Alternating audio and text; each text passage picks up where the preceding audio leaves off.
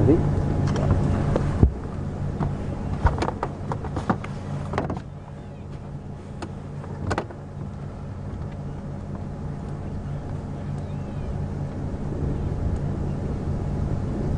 Out here, everybody. Welcome to the afternoon safari. We're the only sensible place to be, of course, other than on game drive with us, is precisely where that buffalo was just now, in that wonderful puddle of cooling water.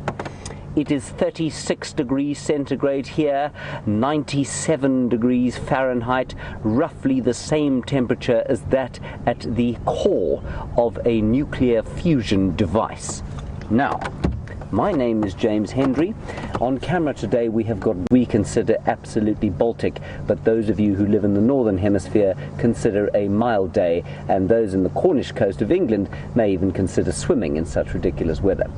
Anyway, that's the general impression of how we experience the weather here on the northeastern lowveld of South Africa. Lowveld means low-lying area, about 450 meters, say 1,600 feet above sea level in the Kruger National Park, 1,500 hectares thereof on the western boundary. On the other vehicles, we've got Smith. He's being filmed by Jean Ray, and shortly we will be joined by the exceptionally professional, beautifully groomed Hayden Turner of Australia/England/Africa. It's wonderful to have him here with us. A tremendous privilege to be working with him. Please, if you are perhaps a new viewer or you are an old viewer, and I don't mean old in an insulting manner, I mean purely from the point of view of the fact that you have perhaps been watching us for a while. I don't mean that you're old, decrepit, and perhaps infirm. You must please contact us, #SafariLive, questions at WildEarth.tv if you're on the email. That hashtag thing means that if you're on Twitter, it's very good to hear from you via that medium. Now, when we started out here, I must apologize for being late. When we started out, there were about 20 buffalo sitting in that pool. They have since taken offense to whatever it is that I said or did, and they've moved off onto the clearing there. We'll take a brief turn around there, and then we're going to go and look at some elephants, which I think are on the clearing just behind us. Jamie has just found them. She's driving around hoping to use the drone with Andrew, but it's a bit windy, you know, and with a wind like this, that drone will end up in the drink as it has twice before. Not a good thing at all. This wind is rather merciful, actually, because without it, I'd probably have melted into the very fabric of this Land Rover. Okay, here we go. Wonderful to have you along. You are most welcome, of course, and we are going to go and have a look at the buffalo, and then we're going to press on to have a look at the elephants. In fact, before we do that, there's some very pretty nyala just down by the water here, and we don't often get to see them in the open. They spend quite a lot of time in the thick bush, so let's go and have a quick look at them. A little group of nyalas, some of whom are having a drink, the others of whom have taken fright and are now moving away slowly. There they are. They've got a fright from the oxpeckers there.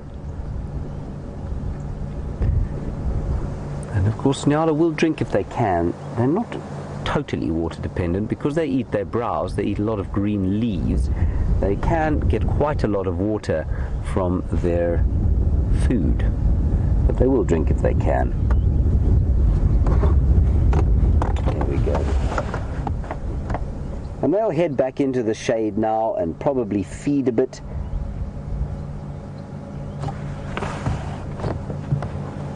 Marvelous. All right, Brian, let us go and find the buffalo. I can see their great hulks just behind us there, so we'll go and have a look at them.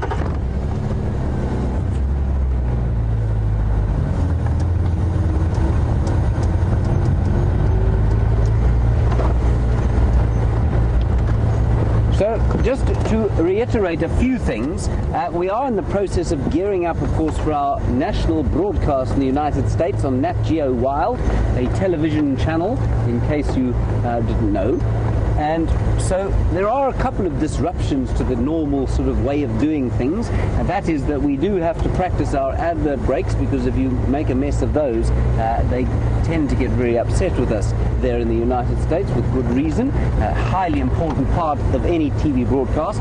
So if I do suddenly kind of make a conclusion that seems a bit odd, it's because we're going to a slightly pretend advert break, but it is very important for the 5 days. And the other thing to remember is that tomorrow morning's broadcast, I'm afraid, is only going to be half an hour long. We will be starting at 5:30, and then we are going into a kind of full dress rehearsal for the rest of the morning. So I do apologize profusely for that, but it's only for 2 days, and then we'll be pretty much back to normal. So I apologize in advance for those of you who are not going to be able to watch us while you're in meetings. Well spotted, Brian. Brian has spotted a giraffe in amongst the buffalo. Well done, Brian. Brian, of course, is very much a similar shape to that giraffe. He's 6'4", and that giraffe's about 6'5". That's not actually true. That giraffe is probably he's quite a big bull, and no, he's not. Is he a bull? No, she is a cow, and the cows can get up to probably about 3.5 meters. Now, if you multiply that by 3 1/4, you'll get to, oh dear. Sorry, I'm just listening to these two buffalo who seem to be getting very upset with each other. Let's just have a quick look at them. Brian, these two buffalo here seem to be having a bit of a conflagration. Now, it's quite interesting because you can probably hear the wind now starting to blow, keeping us cool, which is very nice indeed. These buffaloes still seem to have some kind of a dominance hierarchy, even though they're too old to move with the herd. They will, I suppose, sometimes join up with a herd if one comes through an area like this, but they were having a little bit of a fight, a little bit of argy-bargy, as it were, and I think that's probably because they are still trying to kind of assert some kind of dominance over each other. This fellow is the biggest one. That's the one that we're looking at now, but you can see he walks like an arthritic old man, and that's because that's precisely what he is.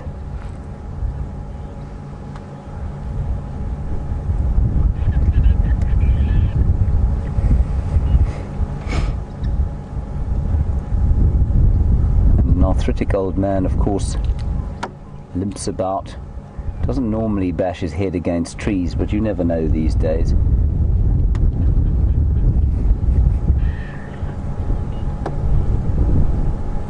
And what he's doing there is he is actually exerting some kind of dominance. That's how buffalo do show dominance. They horn trees.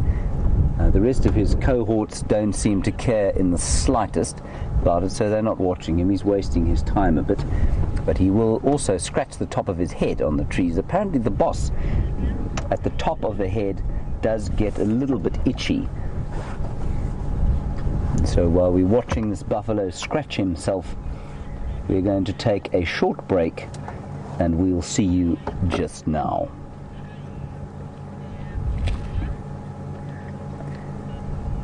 Clearly we're not going to take a break at all. That was just me practicing. Thank you for your patience. Okay. Brian, do you think the others are going to the water? I think that they might be, but why don't we go and I think what we'll do is, I don't think these chaps are going to go anywhere from here. They're unlikely to do anything too astonishing. So let's head off and see if we can't find the elephants, which are just the other side of the clearing over there. So let's go there. Right. I think they may, in fact, be heading this way eventually, which would be very nice. The buffalo, some of them grazing into the woodland there, and by woodland, of course, I use the term woodland quite a lot out here, and we don't have woodland in sort of a, what I always thought of in my childhood storybooks as a European almost forest.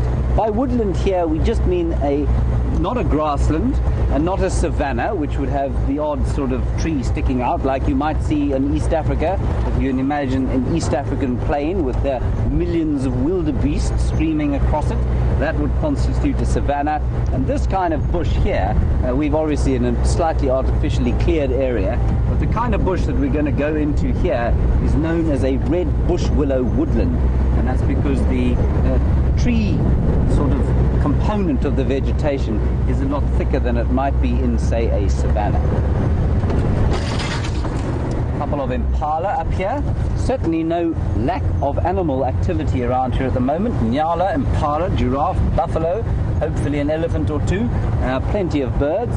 Some of them seem to have the same trouble as the drone, and they will not be able to fly particularly effectively in a wind like this.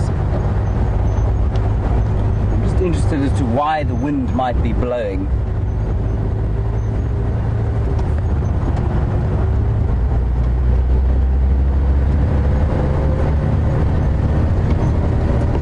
Now the elephants, I think, are over there on a road called WildEarth Road, named after the Swedish naturalist. They're actually named after, the road is actually named after two eagles, which in turn were named after the Swedish naturalist, Mr. WildEarth. History doesn't relate, well, it probably does. I don't know what his role was out here, or what happened to him, but there are a few things that are named after Mr. WildEarth, including an epauletted fruit bat and various other small creatures which he obviously described. Of course, it's totally irrelevant to the elephant sighting. It is merely a bit of filler before we actually get there. Right, this is Mr. WildEarth's road. Let's hope. Ah, I see the elephants.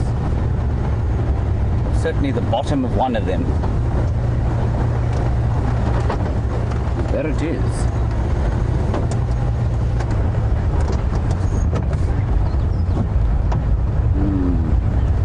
Isn't that wonderful? And there they are. Hello, Mary in Pennsylvania. You say you've never been on an African safari and you're very happy to be here.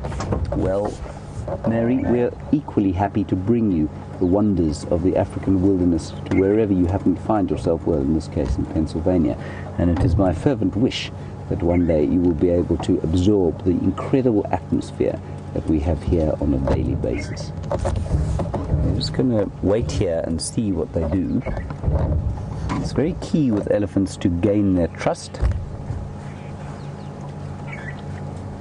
And the way you gain an elephant's trust is to basically the same as with a human being, not irritate it too much to start with. And of course this vehicle does make quite a lot of noise. It smells of various disgusting things, and so we just let the elephants become comfortable with us and then they come down.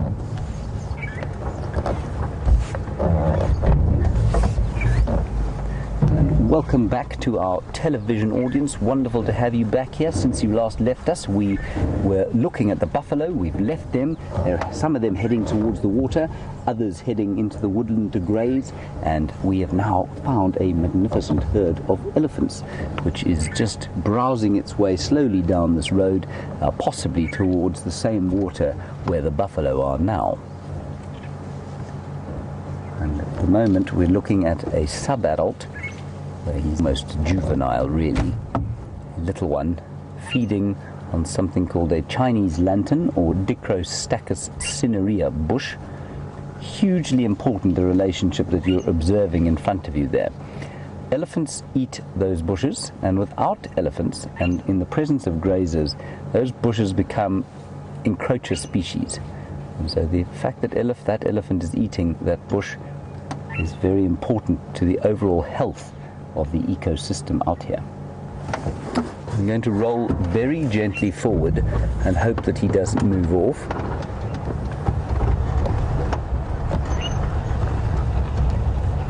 There are a whole lot of elephants coming around now. There's some crossing the road in front of us in the distance, but we'll stay on this little fellow for now. There we go. Now the trick, of course, like I say, is to try and gain their trust. And by just rolling forward, not starting the engine and making a big noise, sometimes you can get really close to them. But now, interestingly, the wind has just changed slightly. It's come from behind us. And what you'll find there is that although this vehicle is very obvious, he will pick up our human scent now. And there is little so offensive to an elephant than the scent of human being. And that, of course, is that because we are the apex predator out here. And they're not likely to kind of do too much in this area because they're quite used to it. But if you go into an area where they've been harassed at all and the wind changes and they smell person, well, they either run away or they become very defensive, neither of which you really want. We don't tend to think of ourselves as having an enormously powerful smell. We all know people who have an enormously powerful smell, and we tend to avoid them. But actually all of us have an enormously powerful smell, and of course we spend quite a lot of time cleaning ourselves and putting all sorts of what we consider to be nice smelling things on us. And I'm sure that these animals smell very odd indeed. Let us roll slowly forward, Brian.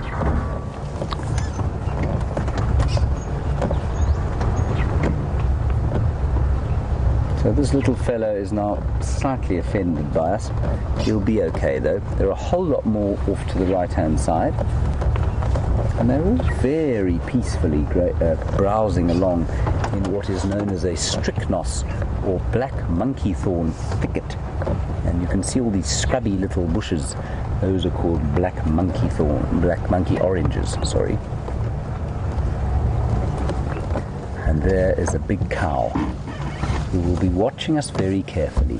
She will not necessarily react, but you can be very sure, rather like if you consider a human sort of grouping and kids playing, their mothers are always watching slowly, or not slowly, they're watching carefully out of the corner of one eye, never ignoring what their kids are doing. And the matriarch of a herd of elephants is very similar.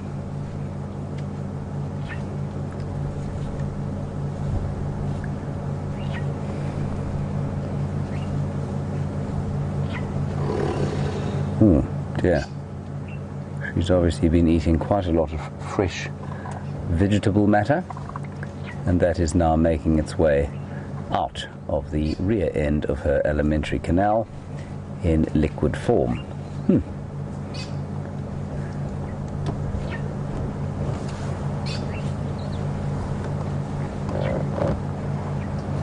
Right. We can nip across to Brent.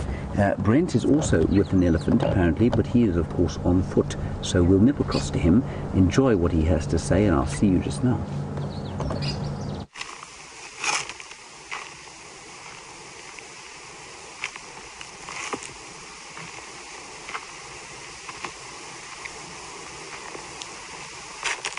Welcome on today's sunset bushwalk. My name is Brent Smith, and I'm going to be your guide on foot through this African wilderness. I've got Jandre on camera with me, and I don't know if you guys noticed my raised hand there. That was meaning stop. I've heard something. It does sound like elephants. There are an incredible amount of elephants around Onjuma Private Game Reserve where we're walking this afternoon, and I think there are some elephants up ahead. Our general plan is we're trying to slowly meander towards the Buffelshoek waterhole, and obviously we've got to be very careful. We know there's going to be a lot of breeding herds, so we're going to go really slowly and keep our ears open, our eyes open, and hopefully we find some elephants and we're able to view them and move out without them even knowing we're here. So another very important thing is while we're doing, we're going to check wind, and the wind is perfect. What I heard sounds like it was just to the west of us, and if I had to labor a guess, I'm going to say it's 80% elephants, maybe 20% buffalo, branches breaking. Sometimes when a buffalo rubs his head up and down against a tree, it can make a similar noise to elephants. But for me, it sounded too firm a break, so I think it is ellies. So we're just going to move a little bit forward, using the available trees as cover. And if it is a breeding herd, I don't want to get too close. I just want to find out exactly where they are, so we can plan our route down to the waterhole where we might possibly be able to sit and safely watch them drink and cavort in the water.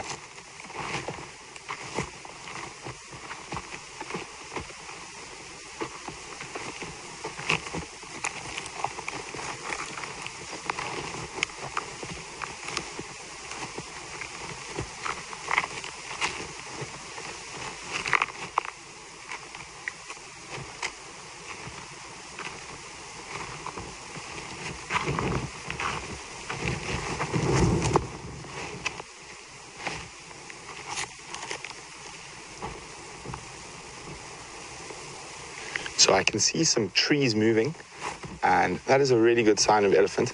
And we're just going to sneak forward a tiny bit more.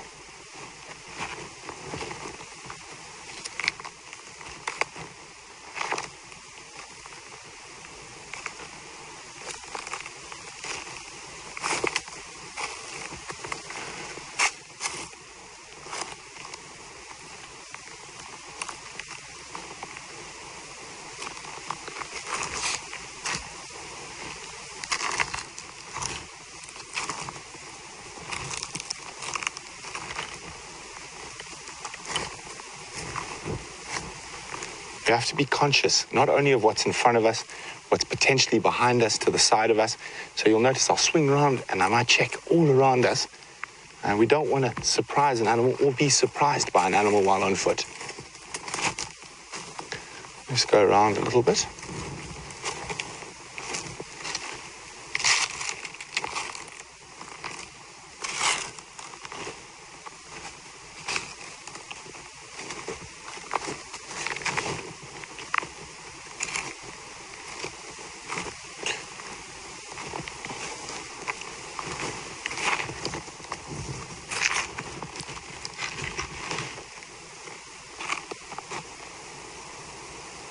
There we go.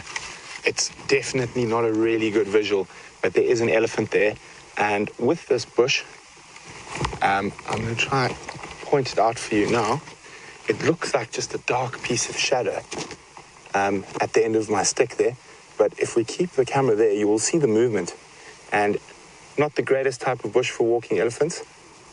Oh, and a duiker as well, just ran through. But there we go. There we go, see the trunk? So this is not a good place to walk. Not a good place to walk. It won't be safe for us to go in there. So we know where they are now. We know which way the wind is coming. So we're gonna move out and around in a big loop. And we're gonna cross across to James, who can show you a really nice big herd of ellies up close from the vehicle. Obviously, to view elephants on foot, we have to be in sort of ideal conditions.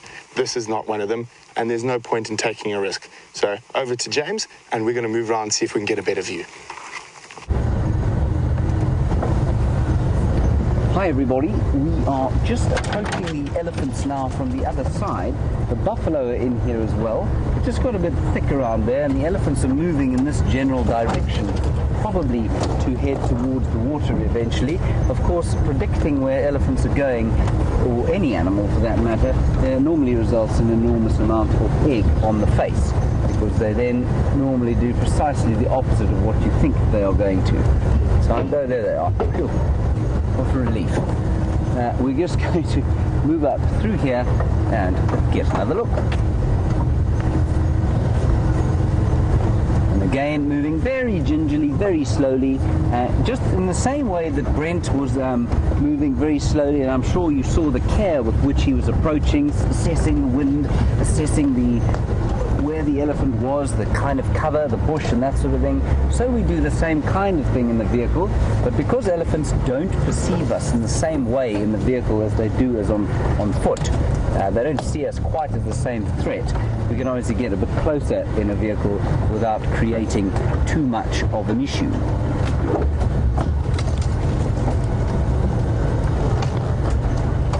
I'm just going to gently ease my way forward here. Try not to crack too much in the way of the vegetation. There we go. Sorry, I have parked you in front of a tree, but either side of it there are elephants, and Brian, because he is a genius with the camera, will get you a wonderful picture of these 4 elephants that are in sight now. Some more off to the front of us, just gently sort of making their way through the woodland. Now what often happens is that one of them will give a command. That would normally be the oldest female, or the matriarch, and she will give a command which is sometimes audible but sometimes isn't, and you know it's been given because suddenly the elephants go completely silent and then they all move as one, and that command will probably be to go to the water so that they can have a drink. They are grazing slowly towards it now. A little one. I say graze, they do graze and browse, of course. The difference being one is the eating of leaves in a woody plant, aka tree or bush, and the other is the eating of leaves on an herbaceous plant, aka a grass. And they would prefer to eat grass, elephants, because it's softer, easier on the teeth, in the same way that we don't like to eat stones. We prefer to eat softly cooked meat. Same it is with elephants. Brian, I'm just going to reverse back a bit here. I think they're pretty relaxed with us.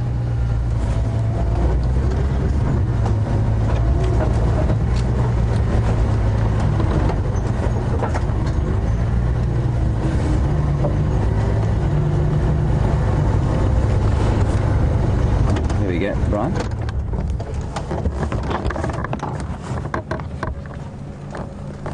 So this young elephant is now showing us that he is a very big, strong and fearsome fellow. And well, he's not very fearsome at this stage of his life. He will be when he gets bigger. He's probably about 14 or 15 years old, maybe a bit younger than that even, and is now trying to pretend that he was actually just coming over to this bush to feed. He wasn't really trying to be threatening at all. He's feeling a little bit embarrassed by the fact that we didn't turn tail and run at a great speed. And he's eating some of the most thorny, hard, spiny and sort of most tire puncturing plants there is here in the bush. It's called zebrawood or Dalbergia melanoxylon. I'm just going to be very quiet and hope that he approaches us. Hello, fellow. Oh, yes, very vicious boy.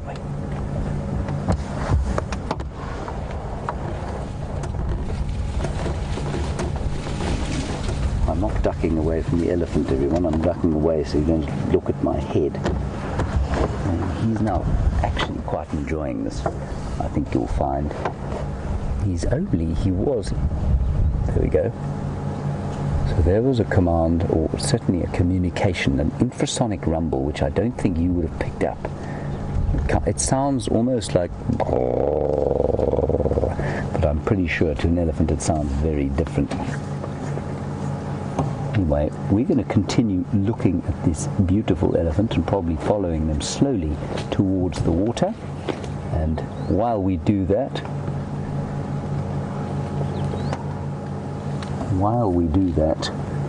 we're going to take a very short break, and when you come back we will hopefully be with the elephants. Bye bye.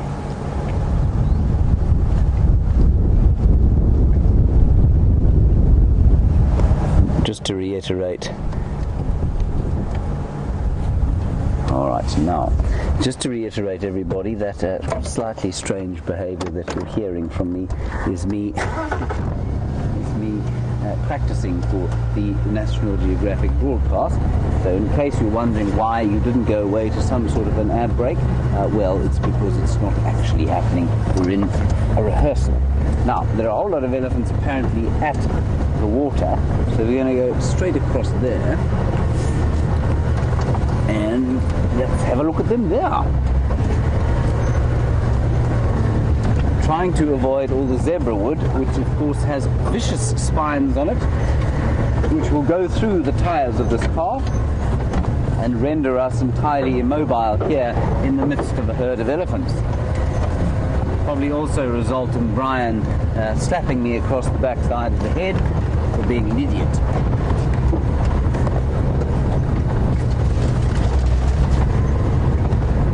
So the water's just up here, it's not far away.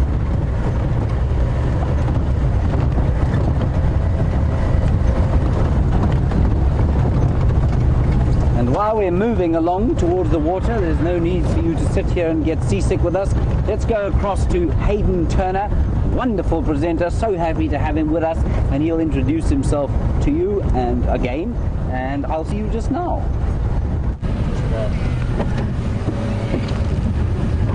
Well, hello everybody. Hi to all of you out there from the Jigger. I can't believe I'm in this vehicle for the first time for about 6 months.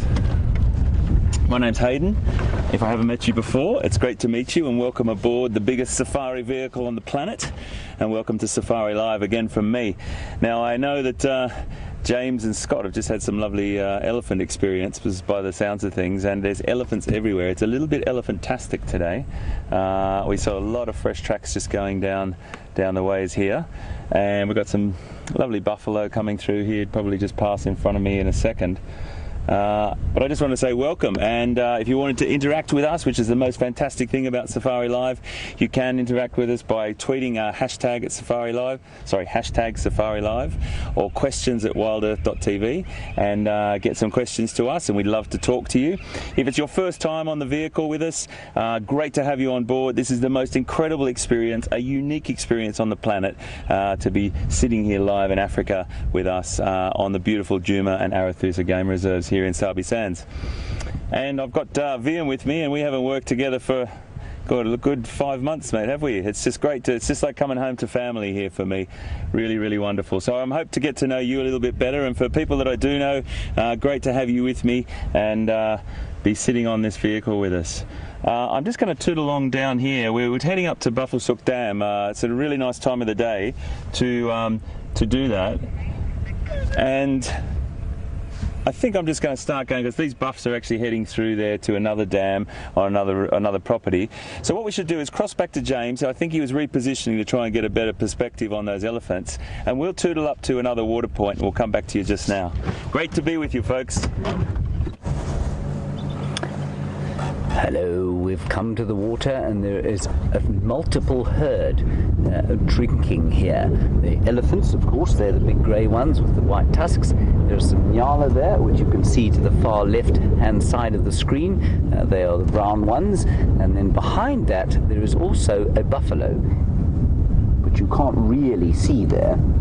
He's behind that big cow who's blocking the way, and she's not doing it purely because that's where she was standing. As we approached, what she did was she moved in the way between us and the youngster, which is clearly her offspring. And they're just enjoying. Watch her disciplining him there with her foot. She's just pushing him slowly away. And what they're doing is they're not in the water. There is a pipe there from which fresh water is being pumped, and elephants, if they can, will avoid muddy, befouled water, and they'll drink that clean stuff rather than the muddy stuff. And so that's what they're doing there, where they're standing. And the little one, she's clearly getting a little impatient with. He gets most of his water, of course, from her milk, and doesn't necessarily need to drink too much in the way of water. The one on the right is splaying his ears out because he thinks he's very vicious indeed, a bit like that one we saw just before we came here.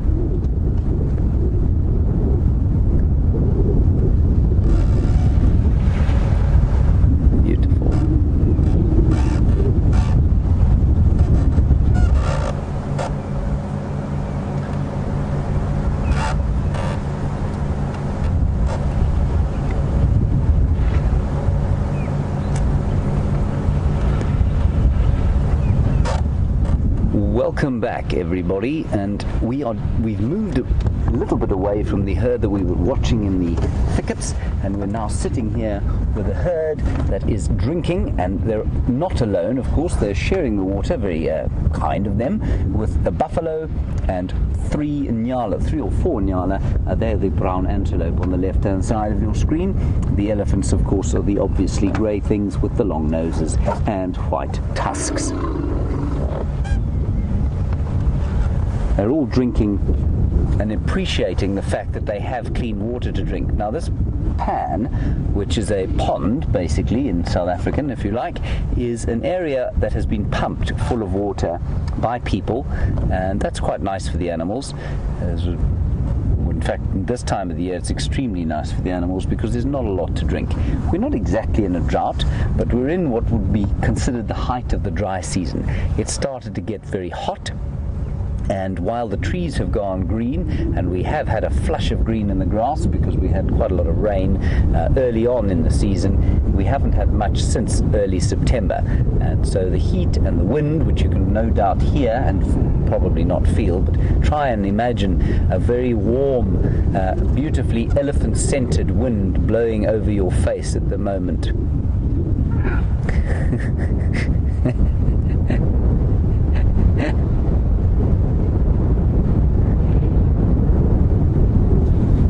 She's very cross, the mother. And just to reiterate, what they're doing is trying to drink out of the pipe that feeds that pan. And as Brian was saying to me today, every time we watch elephants, we find that they're even more human in so many respects. You can just see a young child being disciplined by its mother as it gorged itself on a milkshake or perhaps too much Coke or something like that. And she's saying, be polite and wait your turn.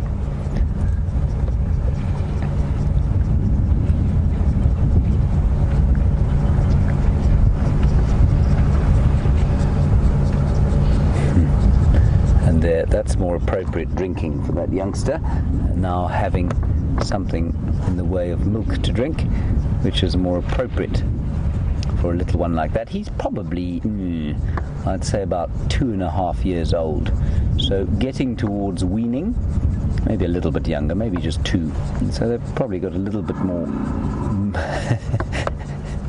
she's a very grumpy lady.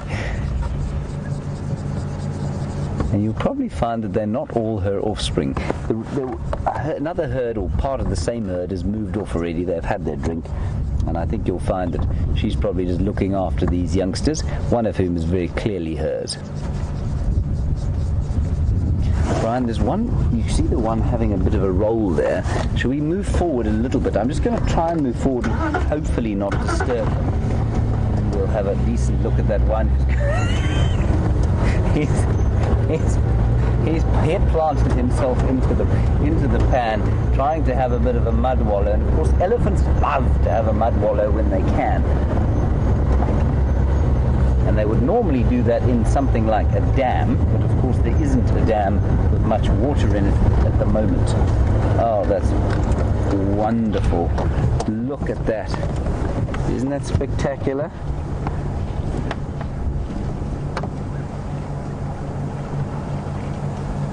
Is so special. All right, well, while we're enjoying this wallowing elephant as he head plants himself into the mud here, we'll pop across to Brent, who's at Buffelshoek Dam, and I think he's also with an elephant. Enjoy.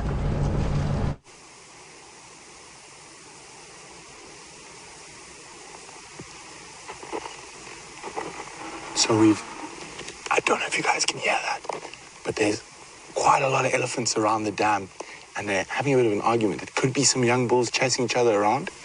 So lots of screaming, splashing that we can hear, and you can see the water shimmering behind me. And we're going to now move into a safe position. We're going to be behind 2 drainage lines to see if we can get a view of what's going on from what we're hearing. But there are literally elephants all around us at the moment.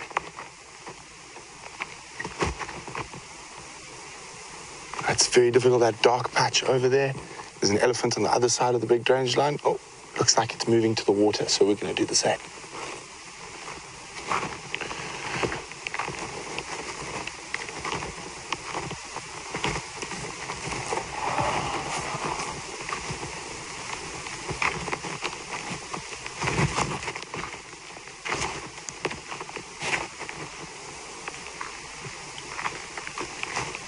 So obviously, very, very cautious approaching a waterhole.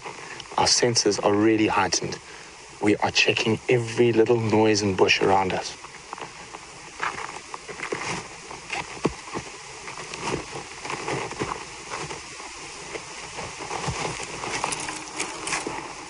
So Jandre has got a really long antenna to show you these pictures out on foot.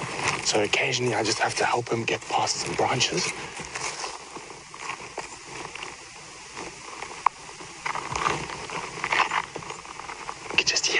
rumbling and screaming up ahead. This is really exciting.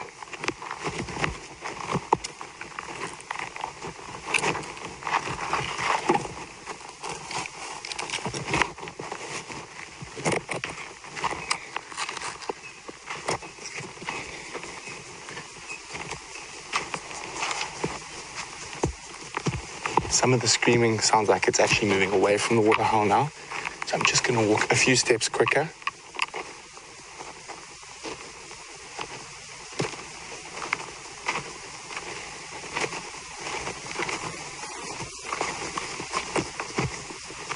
Oh, there's a buffalo. So there are definitely some buffalo still here. And we can see some buffalo bulls. Oh, and they're splashing. Is that a buffalo in the water? Or will it reveal an elephant?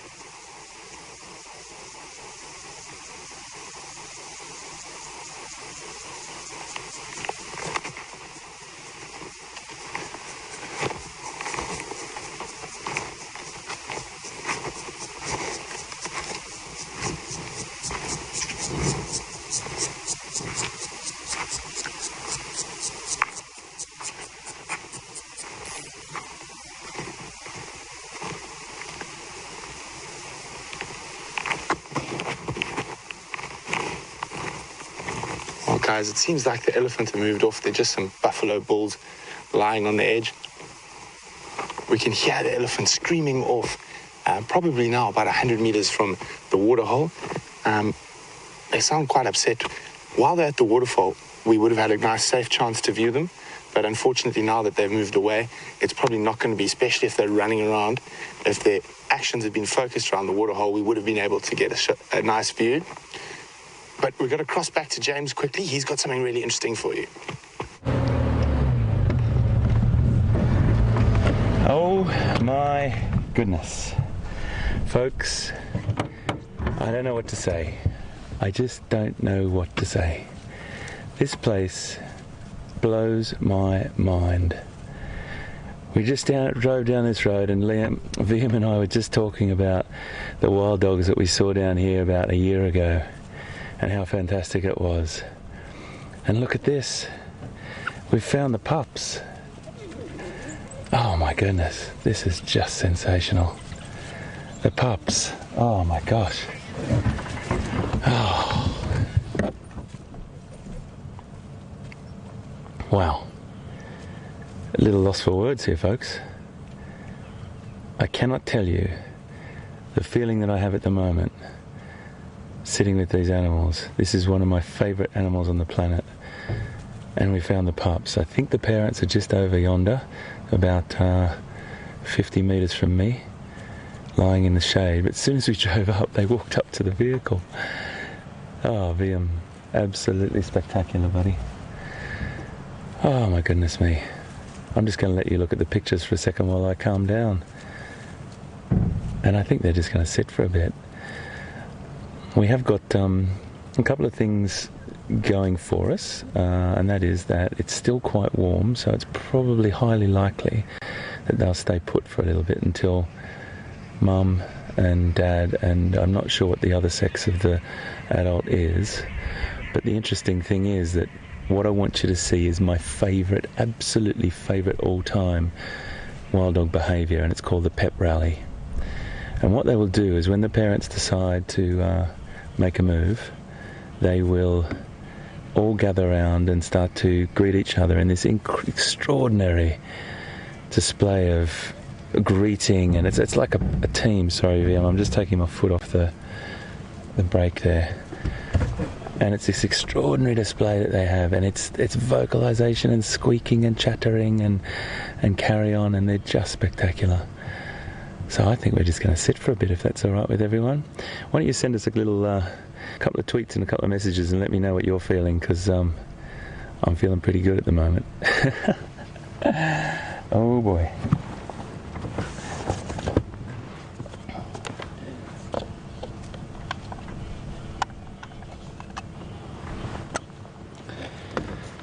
Folks, I've just got to also take a few photographs, if that's okay, just because a lot of this information that we gather particularly it's just not for photographs of fantastic creatures, but we can pass these photographs on as ID for the wild dog research that goes on.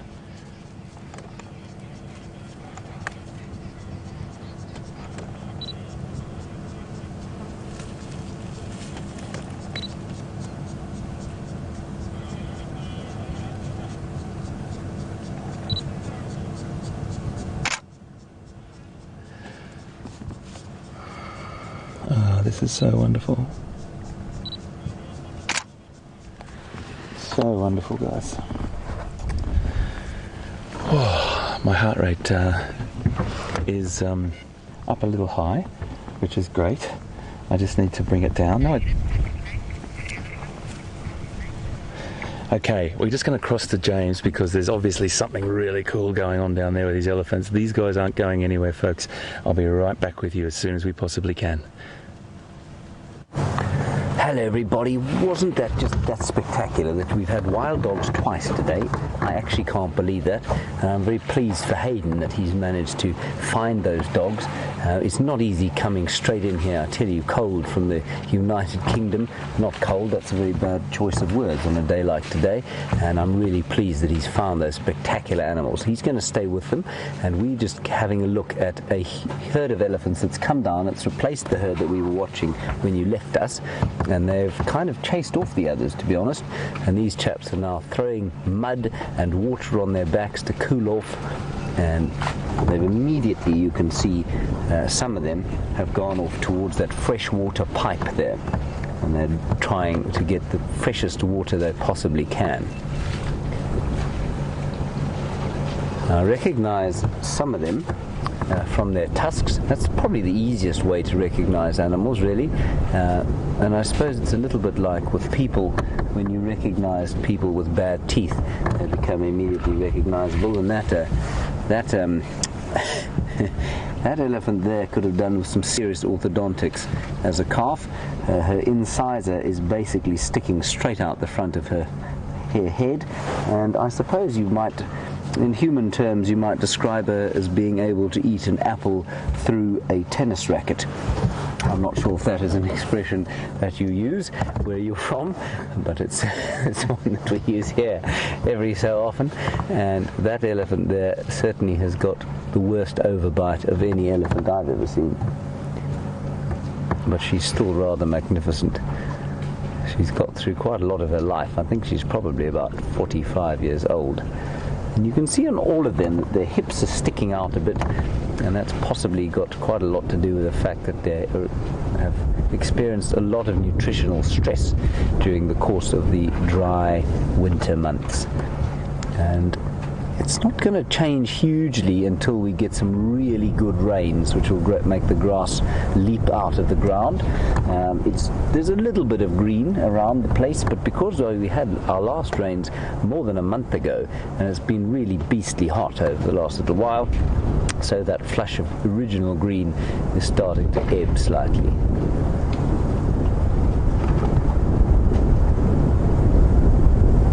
Look at this beautiful young bull. You know he's a young bull, of course, by the roundness of his head. You see that, Brian? I do. That's obviously how we know.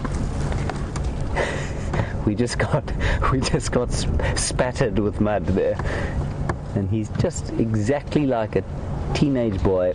Right, we're just going to head straight back to Hayden quickly. The dogs are on the move. Enjoy it. So folks, they've just gotten up. Have a look how close this is, Liam, right to me here, just to the right. Look at this little puppy, right here. This is spectacular, everyone. Sorry, I'm a bit frantic with knowing what they're going to do. We're not going to follow them if they go into this on the other side of the road, but at the moment they look like they're just kicking back here. I thought I saw the adults over in the grass there, but I'm just going to have a look with my binoculars. They seem to be looking across that direction, and whether the parents come back and get them, I just have to try and figure that out. So we've just arrived. If you've just come and joined us now, we are sitting with 1, 2, 3, 4, 5, 6, 7, 8, 9, 10 African wild dog pups.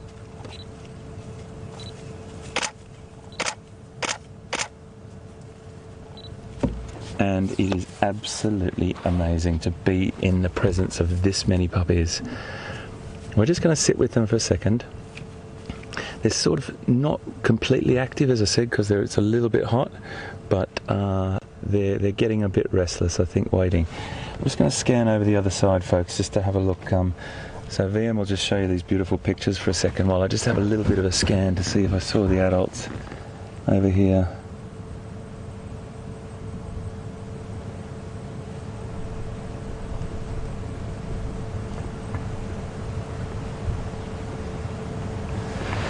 No, I think in the frantic sort of arrival, we saw so many dogs. I thought one of them was an adult that put its head up, but I think the situation that we are in is that the pups are waiting for the adults to return. Now, it depends on many things, whether they have a animal that they've hunted that's they'll take the pups to, and it's probably more likely than not. Or they may come back and feed the pups here, depending on what they catch. But my goodness, this is just too beautiful. They're milling about as well, so I'm not getting too nervy about them disappearing. They're just finding little bits of shade and investigating, as dogs do.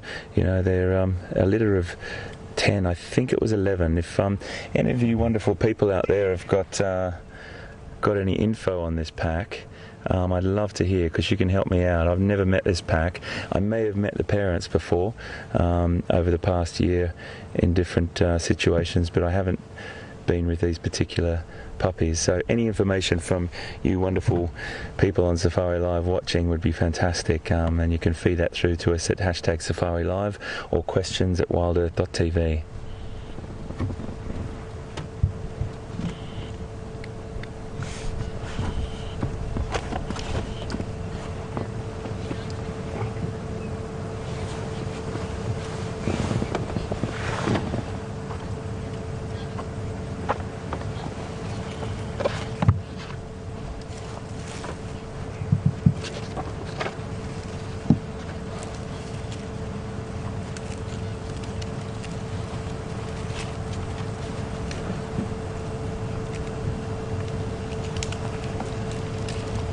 They're just sitting in the shade there. We might just go a little bit closer and just give me a second to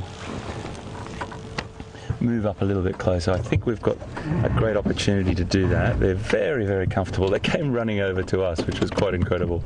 So let me just get into a better position for VM, and then we'll get to some questions. Easy, guys. Oh, this is just spectacular. I love this place. Easy, guys. There we go. Just all chilling in the shade. Very relaxed. It's alright, guys. It's alright. No problem. It's alright. No problem. It's alright. All good. All good. A little bit of foliage in the way there, but I'm just going to, just reading the signals from them. We'll just let them get used to the vehicle a little bit. And then we'll make sure that we stay with them. They just found a little patch of shade there, which is quite nice.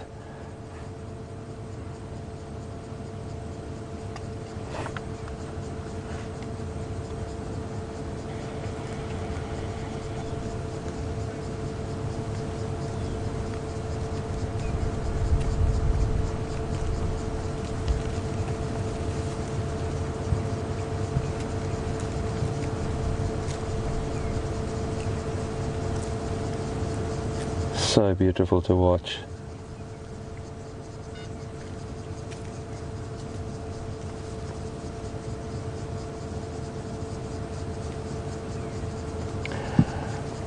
They really are spectacular. I'm going to get just into a little bit better position.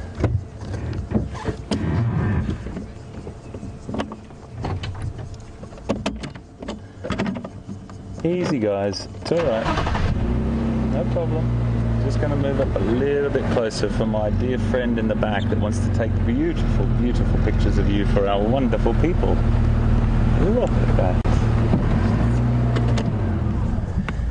Folks, what you are witnessing right now is quite a rare encounter. We are looking at an endangered species. We are looking at 10 of them. I'm going to have to just do another count actually. 1, 2, 3, 4, 5, 6, 7, 8, 9, 10, 11. 11 pups. Oh, I haven't seen a litter this big. Oh my goodness. So.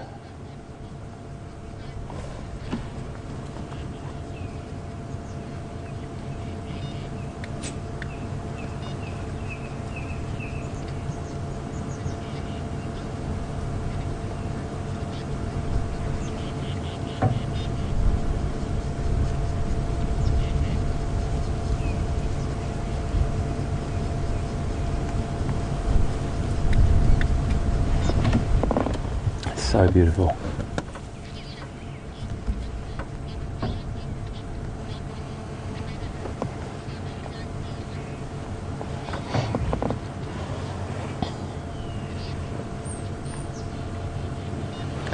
Just got a really lovely question from Charlie on Twitter. Welcome aboard, Charlie, and it's so great to have you witnessing this with us. This is going to be something that goes down in my lifetime as one of my most beautiful encounters with a litter without their parents as well. So they're very, very chill. They're waiting for them to come back.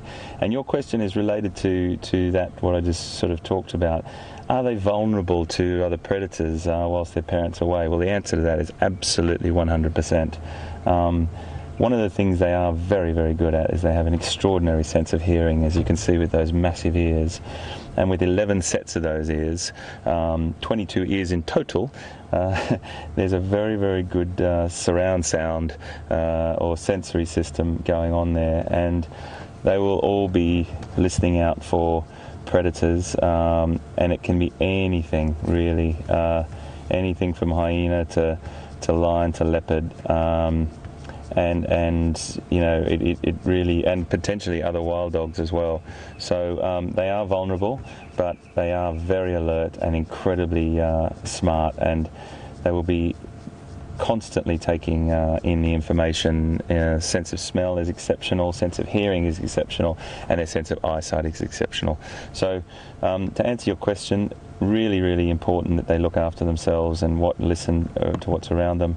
But yes, they are very vulnerable, even though they look very relaxed right now.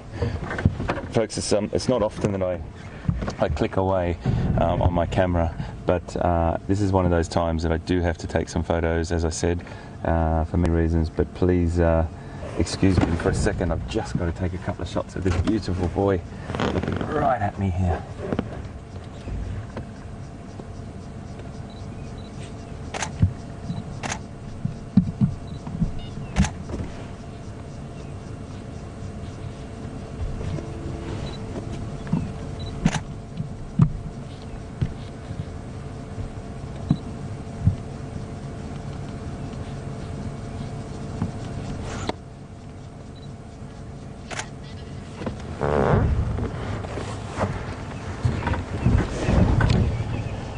Well, folks, it's one of those afternoons. It's one of those magical afternoons, and that's what this place is so famous for.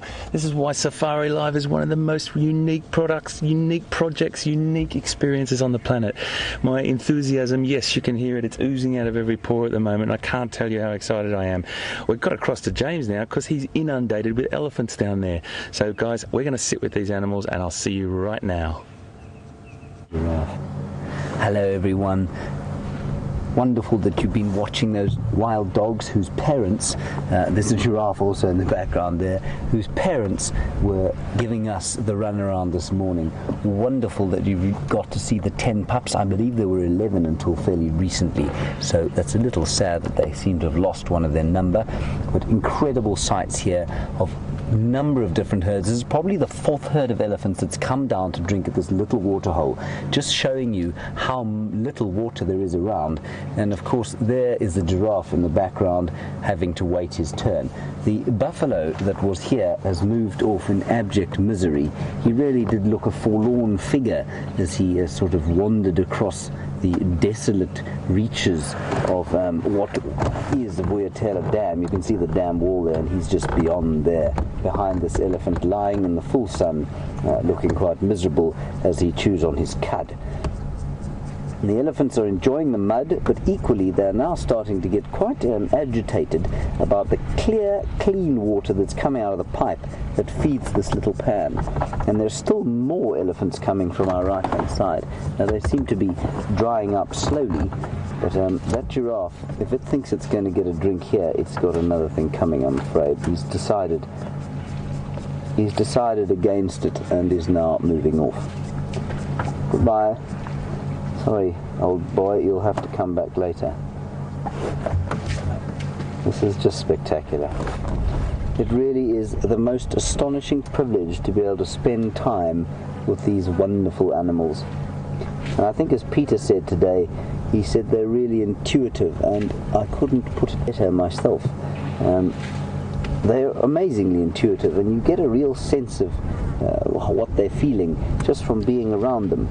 And certainly to me, there's a real sense of relaxation here. Yes, there's a little bit of tension, but they're not communicating any kind of feeling of threat towards us, which is just the best way to watch elephants, of course. And they're all greeting each other there. You can see touching trunks, and you'll see the odd trunk going into the mouth. There we go, there's one. And that's how they kind of greet each other, and I'm sure it's got a lot to do with pheromones. The mouth will have some kind of saliva in it, which will then sort of be processed by the organ of Jacobson, which is a very powerful organ that many mammals have, and that processes the pheromones and hormones that animals smell. This is just spectacular.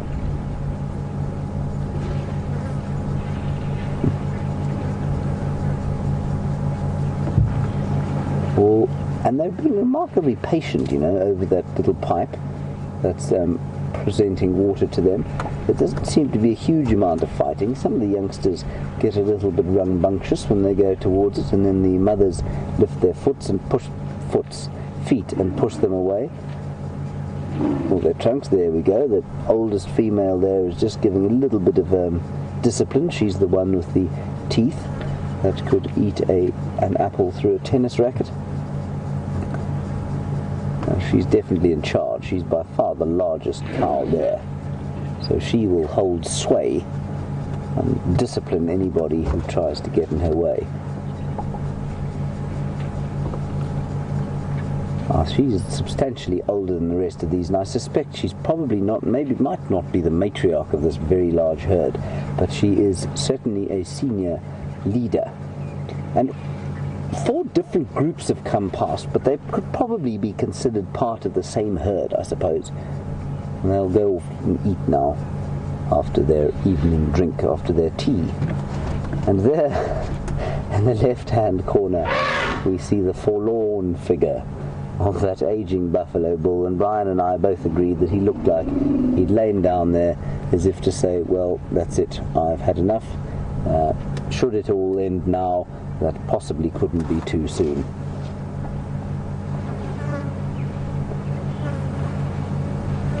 No chance of him joining up with the herd again. It's much too tiring. And the rest of his bulls have left him be. And every so often you can hear that coming from the elephants. They sound very different to their ears than to ours, because of course there is an infrasonic part of that, which means that it's very low sounding, low frequency sound that our relatively insensitive ears are unable to perceive.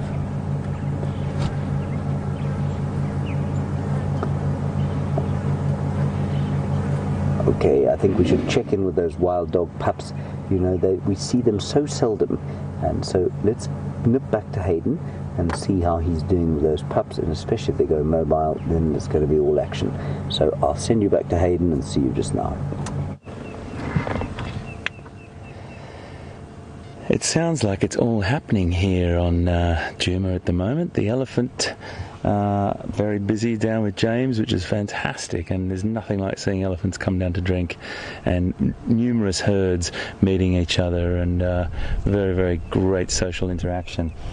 Well, if you've just joined us, we, as us sitting with an extraordinary situation here with 11 African wild dog pups waiting for their parents or the adults to come back from a hunt or come and get them to go and feed. We're not really sure yet what's going to happen, but they're sitting pretty at the moment. They're in the shade, they're just chilling out. Many of them are lying down, settling, but you'll always watch as a couple of them are staying alert, and that's that instinctive behaviour to make sure that, as we answered Charlie's question earlier, watching for predators and just making sure at this age they're quite vulnerable. They'll be still quite quick, but they have to keep an eye out for predators. And it's partially also them looking out for their parents or the adults to return.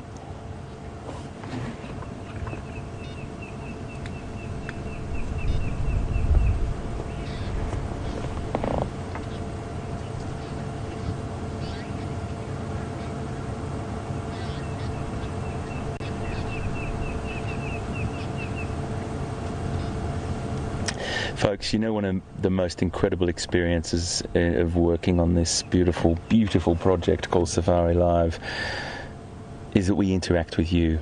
And when we interact with you, that makes the experience complete. Knowing that you are enjoying this as much as I'm enjoying this makes my day.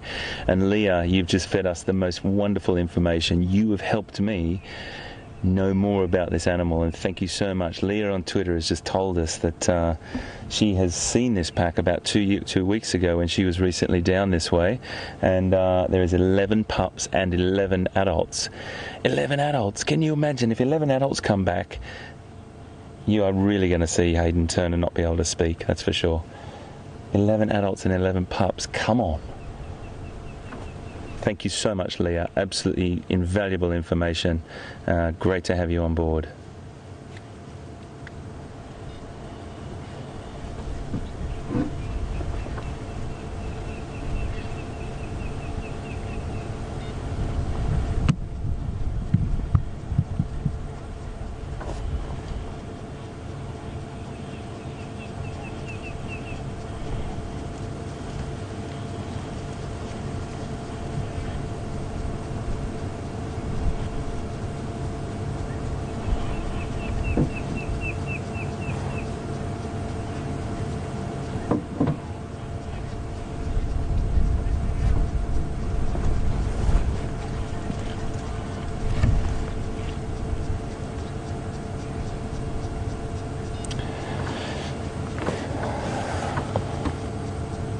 Very beautiful just to sit with them and just don't really have to add a lot of information at the moment rather than just watching their antics, because some of them are a little bit more active than others, and some of them playing, and they really do form this tight-knit pack, and that will grow as they grow. It's a very, very complex and extraordinary system that the wild dogs have, and they are probably, and they are the most successful hunters out of the large carnivores in Africa. I'm pretty sure, from what I remember reading, that there's been litters seen up to 18, or as I'm getting older, my memory's failing me a little bit, but I do think it was 18 to 20 animals, 20 pups have been recorded in one litter. Absolutely beautiful.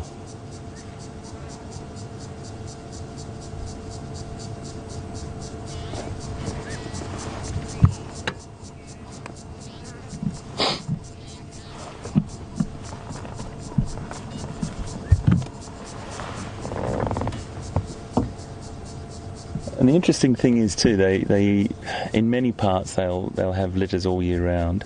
Oh goodness, Liam, look what I've just spotted. Liam, swing around here gently, mate. I've just spotted the adults over here to the right. Folks, we've got 3 adults coming. Oh my goodness.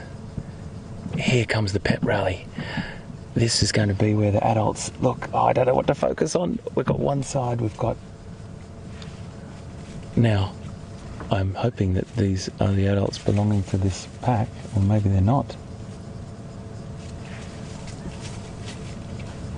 Don't know if they've seen each other.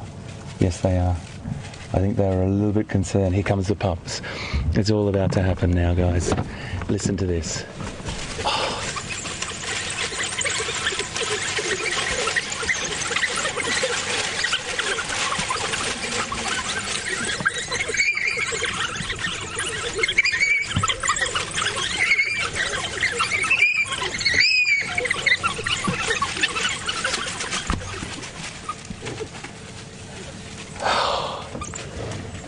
It's okay, my friends, it's okay.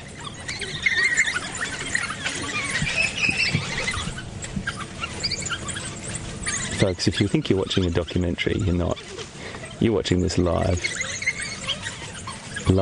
on Safari Live. This is extraordinary.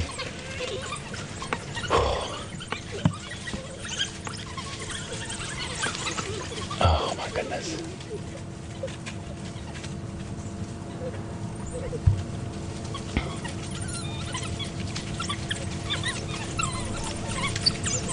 Now, let me just try and move forward a little bit, folks. I just wanted them to allow them to get that sort of display and behaviour out rather than disturbing them, because it's quite a frantic situation, and I didn't want to distract any of them. I just want to let them settle down a little bit, and I want to move forward and give you a better shot for them.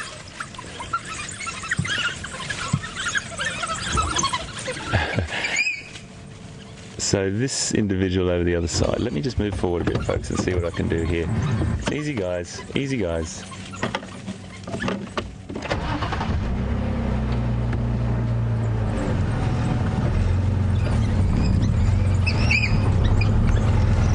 It's all right, my friend. It's okay, Mama. It's okay, Mama. It's okay, Mama. It's okay, baby.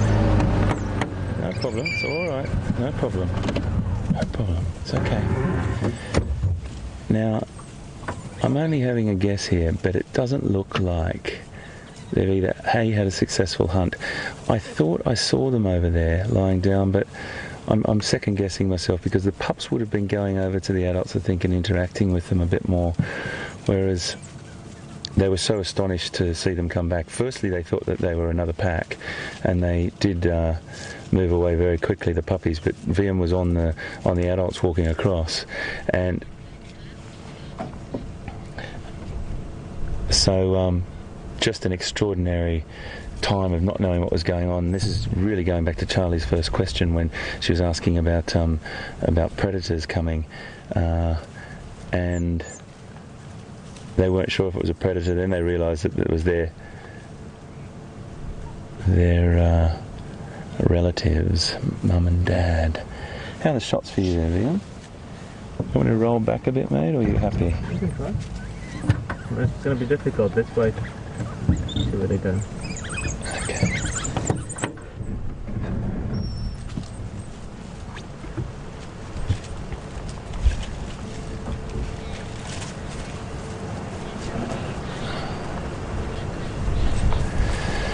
Well, folks, if you've just joined us, we are witnessing one of the most magnificent creatures on the planet in my books.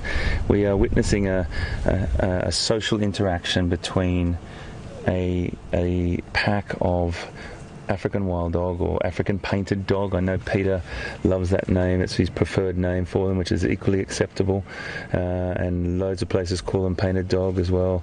They've got some lovely names: wild dog, painted dog, and there's 3 adults, the alpha male and alpha female, and another adult, and there's 11 pups. We've just had the most beautiful encounter and sighting with these animals. It's just spectacular. Folks, what I'm going to do is give the Game Drive channel a call just to let some other vehicles know where we are, to enjoy this experience with us. So please bear with me, and I'll... Ian, would you like me to roll down? Are you okay, mate? Got some nice adults just here. Yeah, I think we're in the best position. Okay, I'm just going to stay put, folks, and just...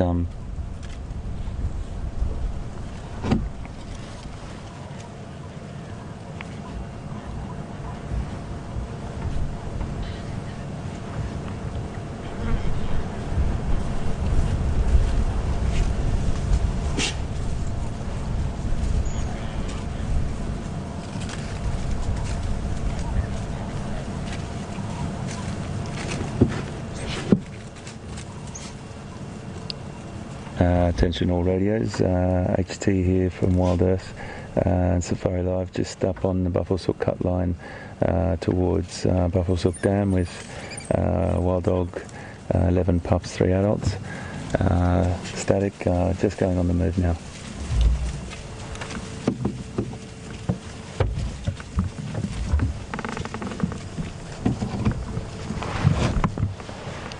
Good afternoon, Jos. Just heading west now on Buffelshoek. They're just going down the main road.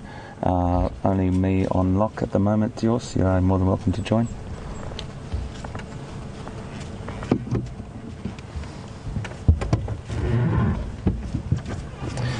Folks, I'm just going to turn around and just see what these guys get up to. So bear with me. I'm just going to reposition everyone.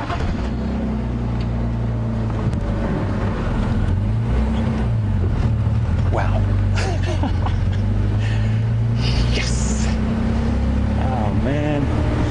I tell you, if there's anything on this planet that makes my heart rate hit 200, so I don't go much higher than 200 these days, or it's probably not a great thing, it's going to be seeing these animals.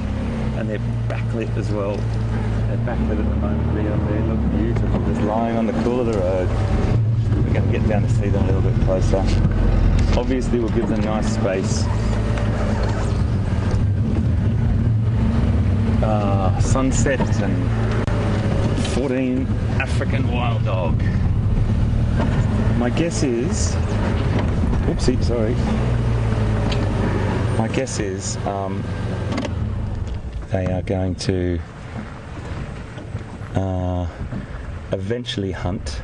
I can just see the sort of behaviour happening from a couple of the adults, mainly 2 off over in the left of us, and you're just a bit out of shot at the moment, but they are looking, using those fantastic sensors, as I said. So I'm just going to roll down a little bit closer. Of course, I'm going to not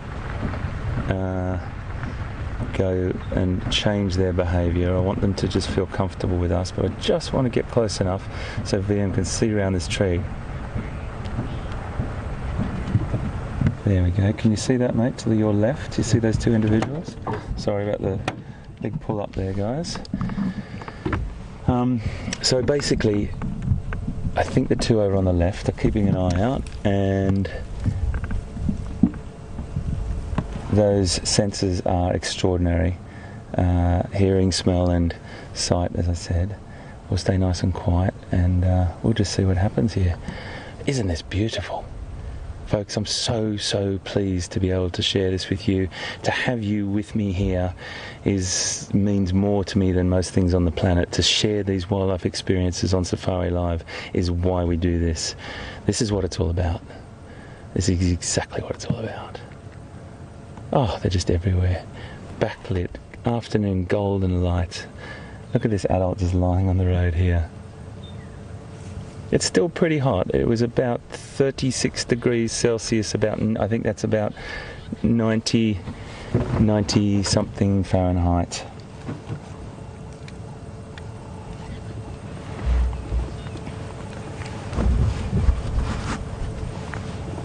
I also mentioned, folks, that I don't normally take loads of photographs because I don't like you to have too many shutters going through the microphones, but I'm sure in this situation you'll forgive me. It's just, the light is just too beautiful, and these animals are just extraordinary.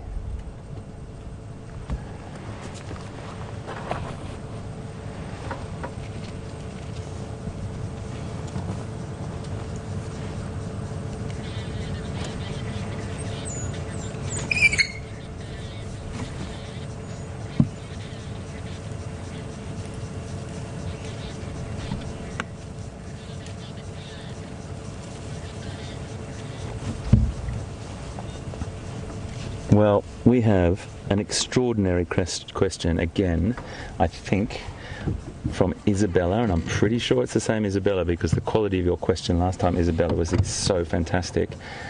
Isabella, please, just excuse me 1 second whilst I head down and follow these puppies, and I'm going to come to your question, my friend, okay? Isabella's 4 and she's asked a super question, but I just want to keep up with these pups, and I think I did see. I'm going to cut across here, Liam.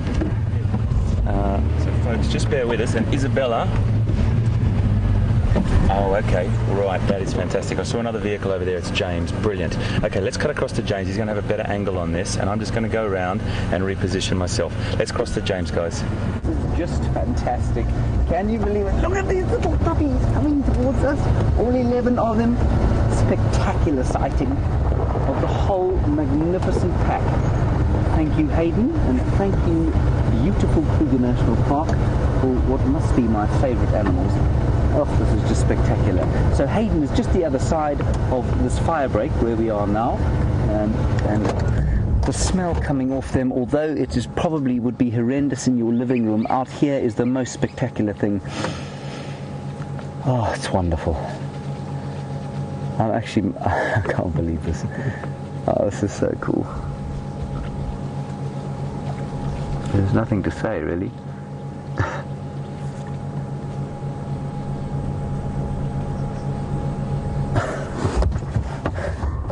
just going to roll slowly back.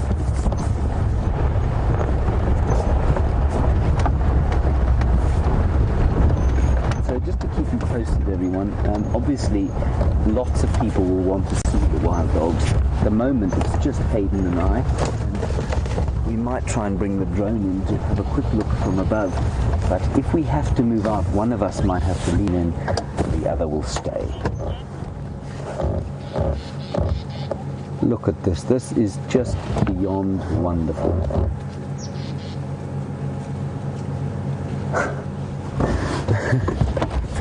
Alright, I'm just going to turn around very quickly.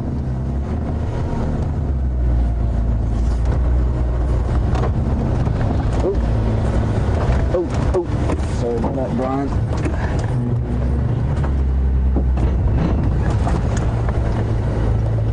The sun is beginning to set.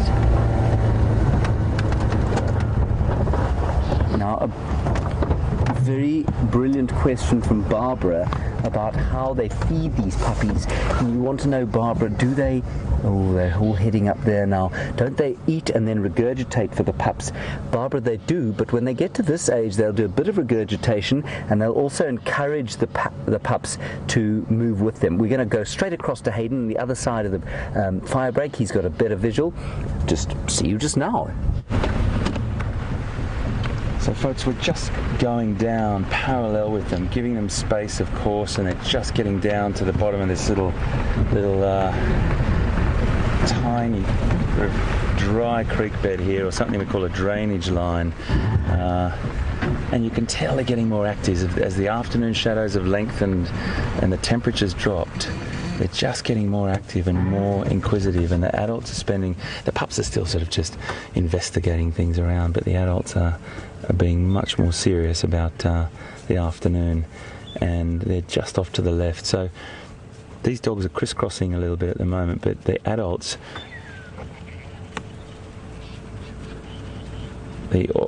are actually going back over into Juma, which is exactly what we want, closer to James, which is very exciting stuff. Puppies are with me, and I just want to go back to Isabella. Isabella, you are fantastic. Isabella, your question was I sitting there watching the puppies for their parents? Well, you know what, Isabella, I wasn't really, but I think sometimes you like to think you were, that's for sure. But no, Isabella, what I was doing was just sitting there observing them, and that's what we do down here. And their mum and dad and that other adult that came through would be keeping a pretty close eye on them at the moment. But those puppies also have to learn how to look after themselves sometimes. So as they get older, they learn how to look after themselves, and they get stronger and stronger and smarter, and hopefully survive and grow up into big, beautiful adults like their mum and dad. But what a brilliant question, Isabella. And I think I had a question from you 2 days ago, and I still haven't forgotten how good that one was, matey. So lovely to hear you again, matey, and thank you for being right with us here on Safari Live. So they're just down in this little drainage line here, folks. You can see one of the youngsters is coming back out on the road. it's super cool. If you just pan up a little, tilt up a little bit, Liam, you've got James poised at the top of the hill there. We've got this covered. These animals are very, very special to us, and you know what? I tell you what, gosh, this guy's... this is just extraordinary. You know, when I got on a plane in London to come down here, there was one creature that I just die to see. I just cannot wait to see. And you know, often you come and you don't see, because they travel vast distances, wild dogs, and they, you know, you can go weeks, months sometimes without seeing them. But every time I've come to Juma and I've been on Safari Live, I've seen wild dog, and it just keeps delivering. And what does that say? That says that it's a healthy habitat, it's a rich habitat that supports everything, the whole gamut, the whole species list here, and of all the big carnivores. And wow, we are lucky. Let's move on down and see what they're up to. Okay, we're going to link to James now, and I'm going to cross over to him for the simple reason that he's with the adults and I'm going to stay with the puppies, and we'll see how we go. We'll be right back with you. I don't know, I'm looking at camera, I'm not looking at camera. I'm so excited, folks. Let's cross to James. Obviously on the hunt. Whether those pups will go static and lie down and wait for them like they clearly were this morning. Remember, we didn't see them this morning, we only had the 3 adults. These adults are now moving through this firebreak area, and they're moving through here and not through, say, the bush to the left of me, because this is open, and wild dogs like to hunt in the open. They're not great in the very thick woodland. They've spotted something. If suddenly you're thrown back into your chair by the g-force of my acceleration, you'll know that they've spotted something, and we're going to try and follow them. This is just so spectacular to have 2 of us here watching these beautiful dogs.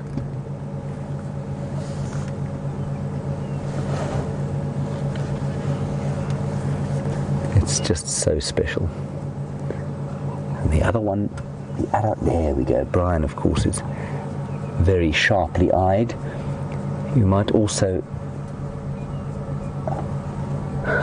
We're going to try something very special now, everyone. I'm not sure if it'll work or not, but Drone Commander Andrew Francis is about to deploy his drone over this pack. Have all 3 of us with this lot. How many other game drives? What an incredible privilege that's going to be. There's a large termite mound here. There we go. We've got past it.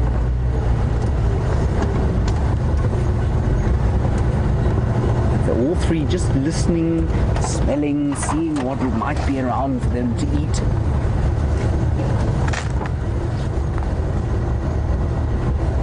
There we go. Right, we're going off to an ad break. We'll catch you just now. Enjoy.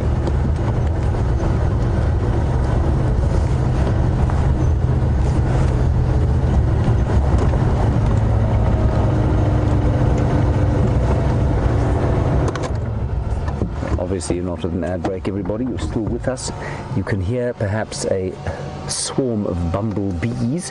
That is Drone Commander Andrew Francis. A very quiet drone, this one. And so we're very privileged to have it here, and we're just getting it working.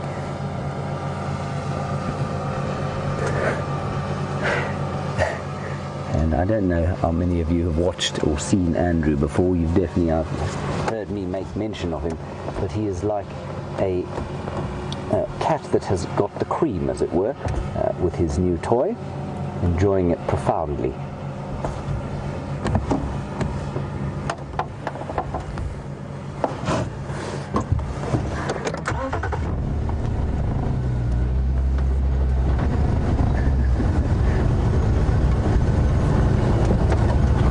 So you can now see this incredible shot that we have of all of us with the dogs. This is so spectacular. Oh no, they're going into Biffle's Hook, which is a bit sad. Sorry about that, everybody. I'm afraid that's probably going to be the end of the adults. So the adults are now going into Biffle's Hook, sadly, where they'll probably hunt for those 11 hungry mouths that they have to feed. I think Hayden is still with the others. I'm not sure, but if he isn't, he will be doing his best to be with them. So there's some zebra running in there, Brian. You see them there? Obviously, a zebra is much too large a prey for 3 wild dogs to take down. The dogs are still here, so we're going to stay along with them. They are there. There we go. Well done, Brian. Good job.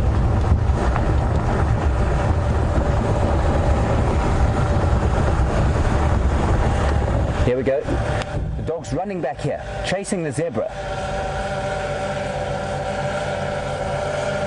It is, of course, a totally ridiculous thing for it to be doing. A zebra, if that zebra got hold of the dog would be in a great deal of trouble. The zebra are particularly vicious in being attacked, but the dog is obviously much faster and is probably just testing the waters, as it were.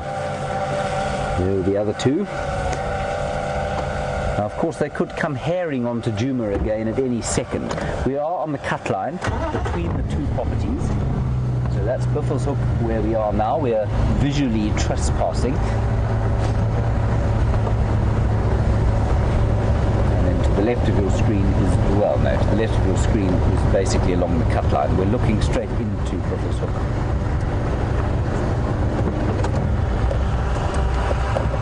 And there the zebra in the background. Look at that.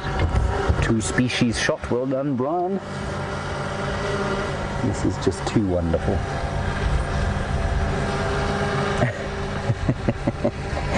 And to have this twice in a day is just wonderful. Right, they're coming slowly this way, you know, which is very exciting. Very exciting indeed.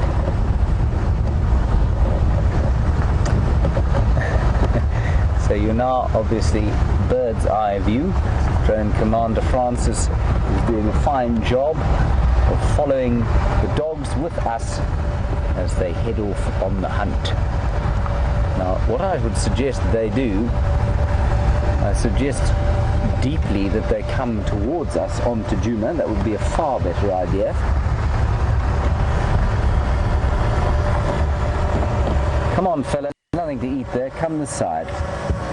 Oh, look, the zebra's coming. The zebra's chasing it. Dog coming, run straight towards us. The dog is only about 15 meters away from us. There he is. And the zebra was not having any nonsense. We want to be very wary of those zebra.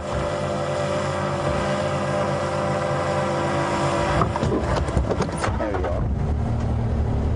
Just follow them gently down the road here. Crossing through this dry riverbed, aka drainage line out here, we call them.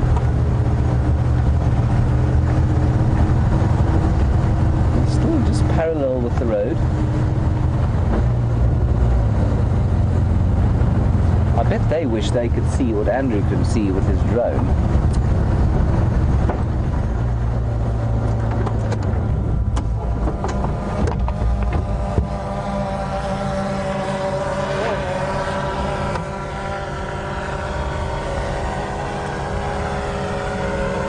Okay, I'm afraid these dogs are now heading north into Buffalo's Hook. One of them is still heading west parallel with the road. The others seem to be now heading in a northerly direction, which is a bit sad. So, a recap for those of you who were away there on the TV broadcast. We've been following the dogs. They've come across into Buffalo's Hook, unfortunately, the 3 of them. They've left the 10 puppies behind with Hayden. I don't think he's got sight of them anymore, and so we're following the 3 adults as they move along here parallel with our boundary, where unfortunately we can't sort of follow them any closer than we are now.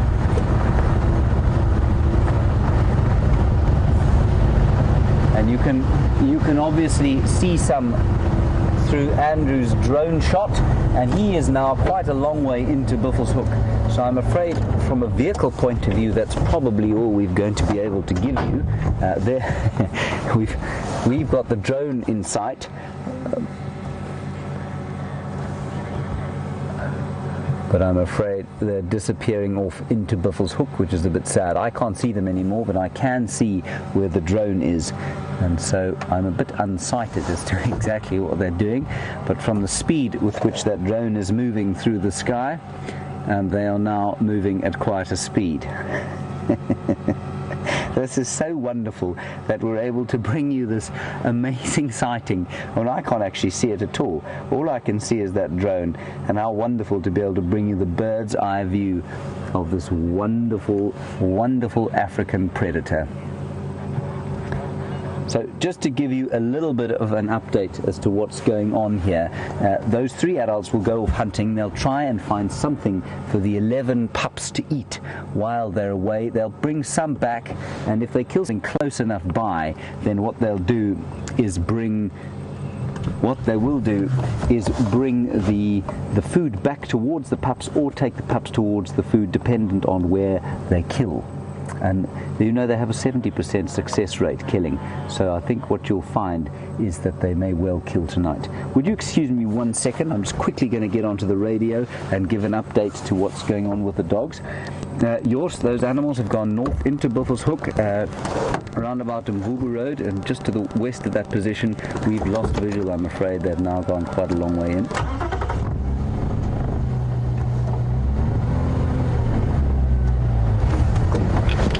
Wasn't that wonderful?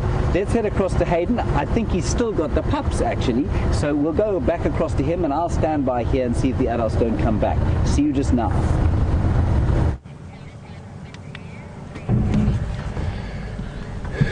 Well, very interesting behaviour, folks, and you can see that there's this incredible connection and communication that they have through the pack.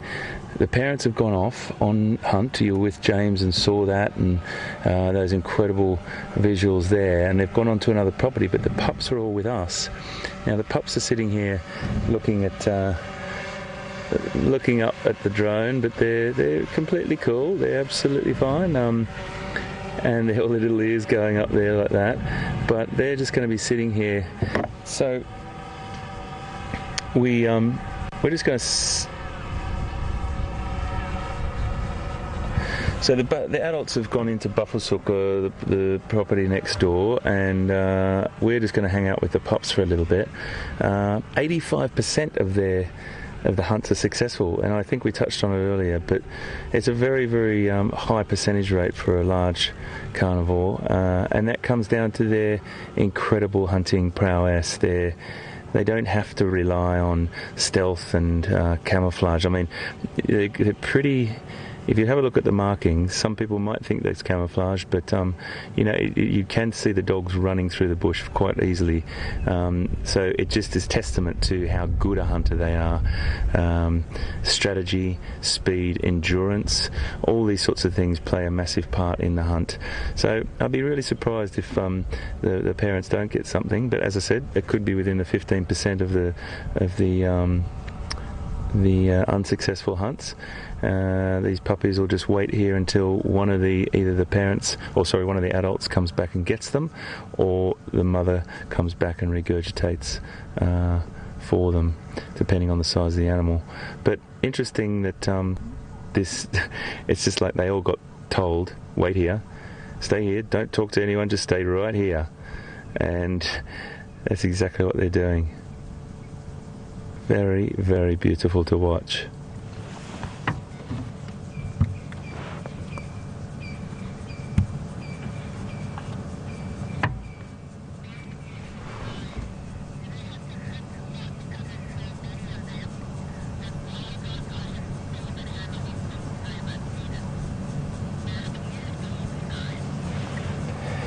We just got a fantastic question and comment from Matthew, and Matthew's 9 years of age. Matthew, thank you so much, buddy, for watching. It's so great to know that your favourite animal is one of my favourite animals as well, so we've got a lot in common there, mate. Wild dog, you're really excited about it like I am, as you've heard, and you want to know, it's a good question, very good question, do the adults have to hunt a lot? And the answer to that, Matthew, is yes. There's a lot of mouths to feed there, and they would probably, I'd say, hunt every day, particularly because there's only 3 adults. They wouldn't be getting as many big animals or prey animals as they would if there was more of them, but they would probably hunt every day and then move on to the next place. Remembering also, Matthew and everyone, that these are diurnal, meaning that they are awake in the day and they sleep through the night. They have to find a really, really good place, and the mother and the parents would probably have numerous den sites that they could go to. I don't know where this pack's den is, so they could be quite close to it for all I know. And they would probably retreat into that in the dark. So we will stick with them for a bit, but we're not going to ever put lights on them or anything like that. The puppies particularly, with no protection from their adults, we would not do that. So we're going to leave them till just gets a bit darker, and then we'll move on and let them be and not attract attention to them. But great question, Matthew. Fantastic, mate, and great to have you on board, buddy. We've got a favourite animal together, mate. Hope you stay with us and keep watching Safari Live, mate.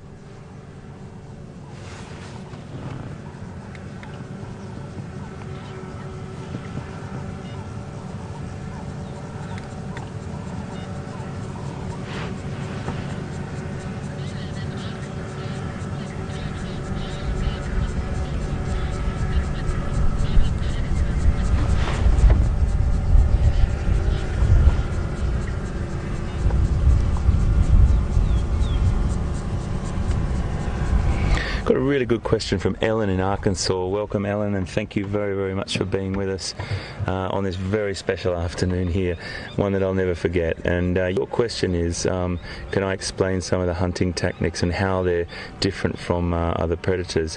You'll find that most predators, well, not most, but several predators, particularly the cats, rely on stealth and camouflage.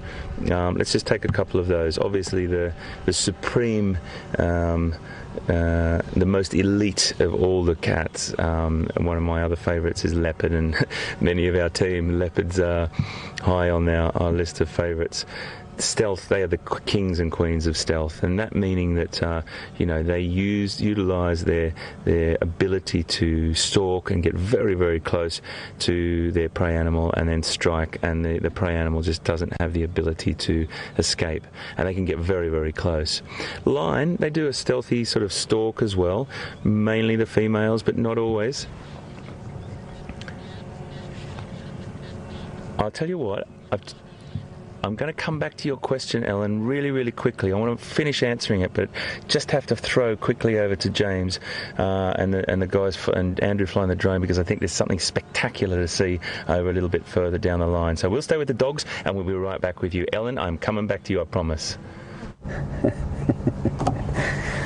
Hi everyone, just a beautiful quick scene of the dust hanging in the last embers of what has been a magnificent early summer's day, and that dust of course has been left by what seems to be about 400 buffalo that have just disappeared over the edge of that dam wall. They are in Buffelshoek, so we can't go after them, and the signal on my vehicle is just a little bit dodgy, and so we can't really move at the moment. I'm in fact moving very gingerly in my seat. There was also of course a herd of elephants, and what alerted us to their position was their trumpeting. They were extremely upset, I think, by the presence of all those buffalo in the water, and so we've had that amazing sighting of the elephants drinking out of that tiny little pond just near Vuyatela, and these chaps of course would get into this water and probably swims, love to swim, especially when it's hot, again, a bit like people do. But at the moment there, you can kind of see the buffalo there. Can you see them there? I can just see them kind of... Way of a cue for me to go back to the dogs, just turn back to them. Okay. I'll go back to them.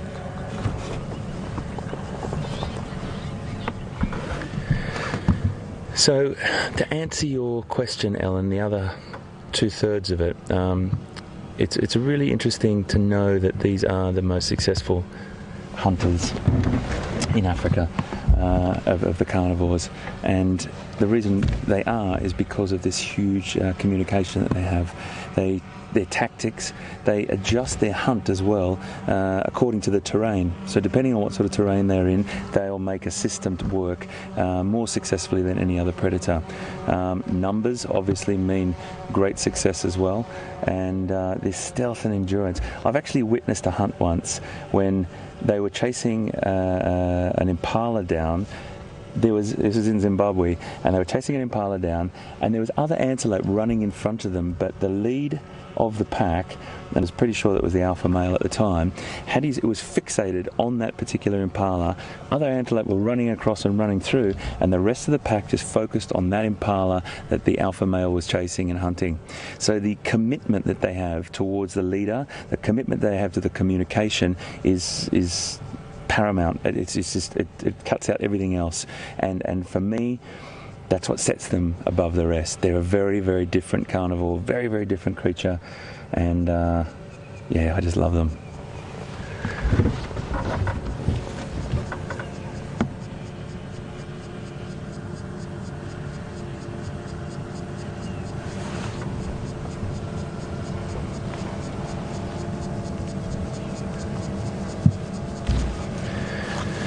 So what we're witnessing here is just them waiting for the adults to come back, and the adults will come back to collect them, that's for sure. One adult might come back and take them, or the three might come back if they don't have any success, as I said, or regurgitate for them, but we will soon see.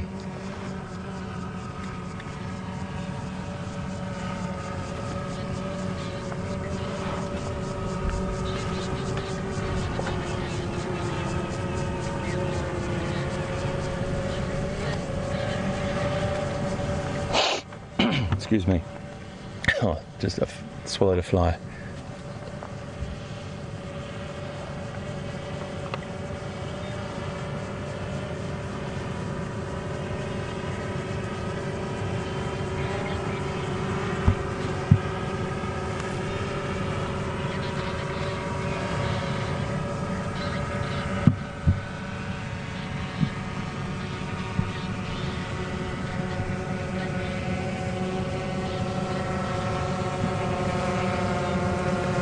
This is just so beautiful to sit with, folks. I hope you're okay with us just being here. I know they're flat dogs, or log dogs as we like to call them sometimes, as opposed to our flat cats. But if it's okay, let us know. Tweet us a couple of messages at #Safari Live, and let us know what you think. I just want to sit with these guys because it is quite spectacular to maximise our chances of seeing the adults come back. It's worth just sitting for me, but I'm absolutely happy to move on as well.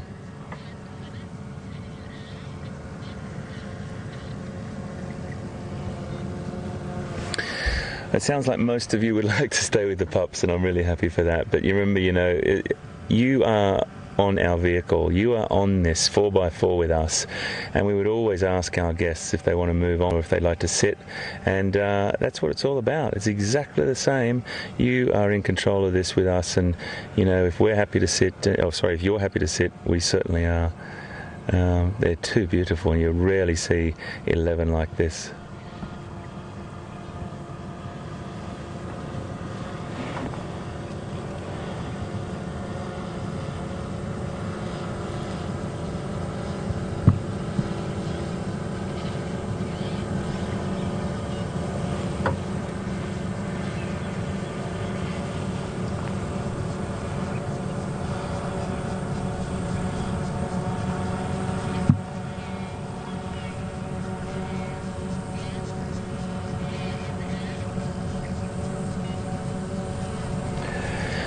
I was talking about them before, travelling extraordinary distances. Sometimes there's been records of travelling 40, 50 kilometres, or now I've got to do a conversion, Liam.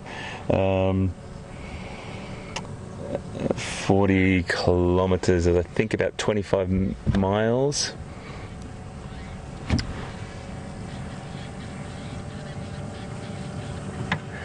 and those traversing times is when food is a bit more scarce. So if food is really abundant in an area, they won't have to travel as far. And when the rains come and the impala lambs come and the zebra foals and the wildebeest calves are born, they don't have to travel as far because there's a huge abundance of food. But at the moment, they can travel up to great distances to find food. What I'm going to do is just cross over to James and see what he's up to. I think he's got something quite special for us. These little flat doggies or flat puppies are going to be here for a bit, I think. So I'll come back to you if anything happens, and enjoy what James has got to show you.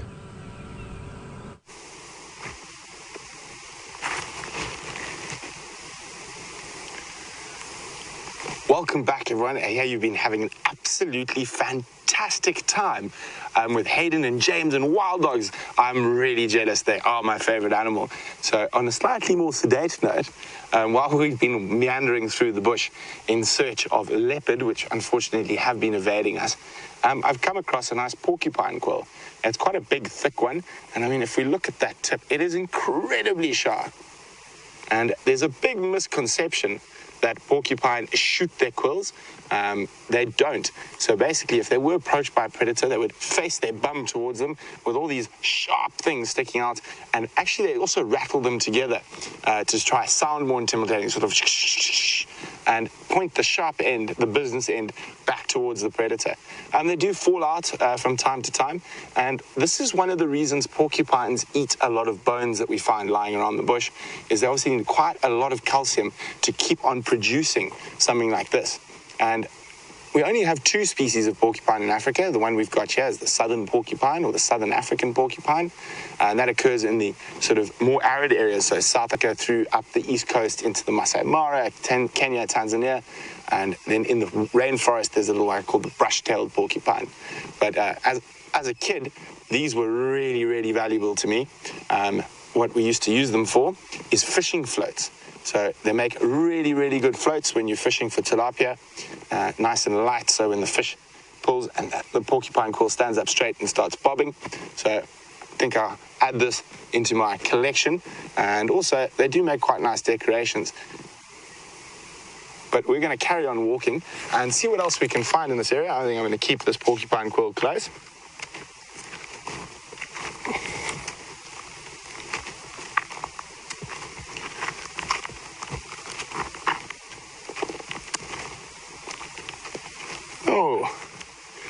Now, all around the bush, especially with hyenas and things around, these guys, bones and stuff get spread all over the place. I'm going to put my porcupine quill down. Here we have what's to be quite an old Inyala bull horn. And the reason I say he's quite old is we look at this, specifically this tip here, and you can see it's very worn and smooth, and the white's starting to show. I'm not actually sure how this Inyala passed away, but almost certainly from a predator in this area. And there's still a little bit of sinew. Doesn't smell too bad, so it's probably a year or 2 old already. And you can see, oh, speaking of porcupines, I'm just going to turn this around, and there we go. Gnawing marks from a porcupine, keeping up his calcium content to keep producing quills. And hyenas will often drag these all over the place. And strangely enough, porcupines also will move bones from place to place and try to keep them closer to their dens, which are old aardvark burrows. But really nice, big Inyala bull. So probably quite old towards the end of his life, and maybe dry season, lacking a bit of condition, something might have caught him. But it's incredible how you can see that hyenas have eaten the rest of his face and even right into the brain cavity. So as we see on buffalo, it's too thick for the hyenas to get to, but on the smaller antelope and that, hyenas can get almost everywhere. Anyway, we'll leave this out there because it's definitely not done. There's still lots of different animals that'll utilize it, like that porcupine. We're going to start making our way back towards the vehicle, the lights dropping, and us as human beings are not adept at walking around at night. We're the dominant diurnal predator, and at nighttime we become very much weak and targets for things like lions. So we're going to walk back to where our vehicle is. So great to have you with us, Charlotte. And Charlotte wants to know, your question really is about if there is a dominancy amongst the pups, and there'll definitely be a dominancy building or growing between them, and that social structure will start to evolve over time. It's very, very complex how it works. The alpha female is in charge of what will definitely be dominancy progressing as these pups grow older, whereas opposite to what hyena are quite aggressive to their siblings, and I've seen or heard of amazing things where they're fighting in their dens at days old for dominancy. But these guys the social structure is incredibly important to them, so a cohesive unit is very, very important, but there will be a hierarchy as time goes on.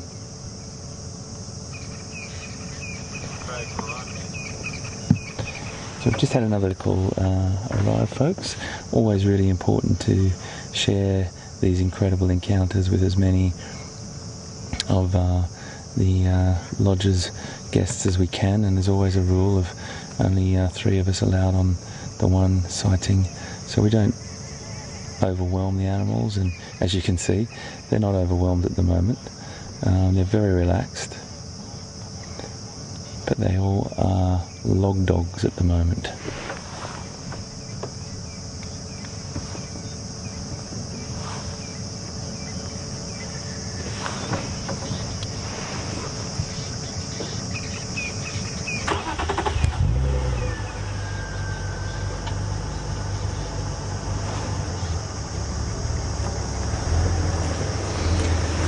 Just got an interesting question from Eddie.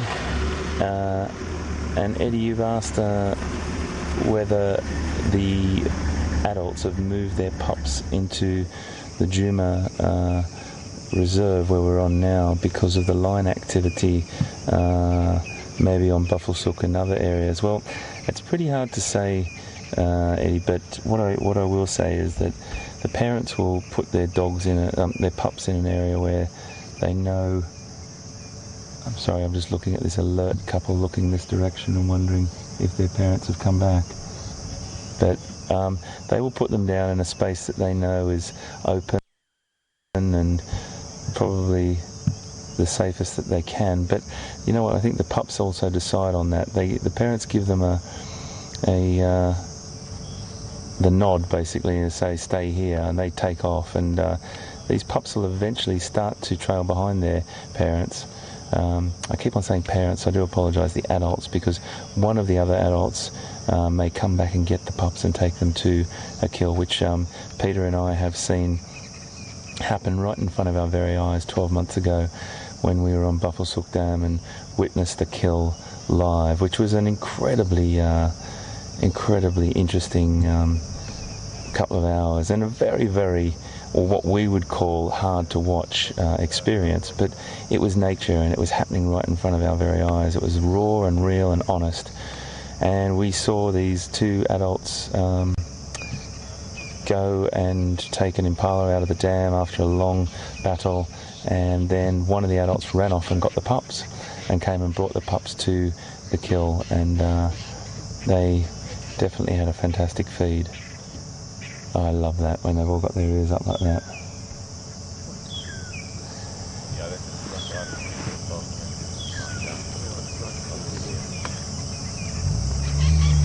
So as VM just pans across there, you see the extent of this incredible litter of pups.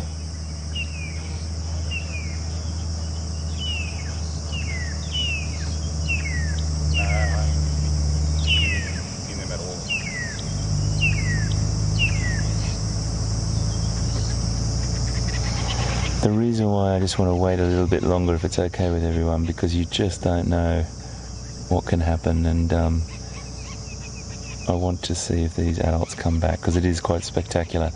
When the adults came back before, I just want to correct myself on something that I said. I thought the adults were there, and I talked about that thing called the pep rally. The pep rally actually only occurs when the adults are sleeping with one another. They're all lying down resting, not a returning pack of adults.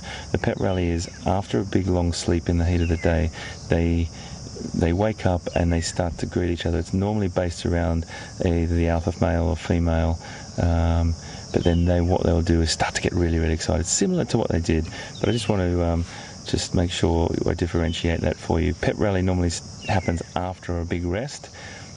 What you saw was that welcome home by the pups to the parents. Oh, it's quite incredible to watch, isn't it? Just to be in the presence of these guys, and it's getting darker. We will move off shortly. I don't want to distract these guys or draw attention to them without their parents being here. So let's just play it by ear for a few more minutes. I think we've got a question coming through.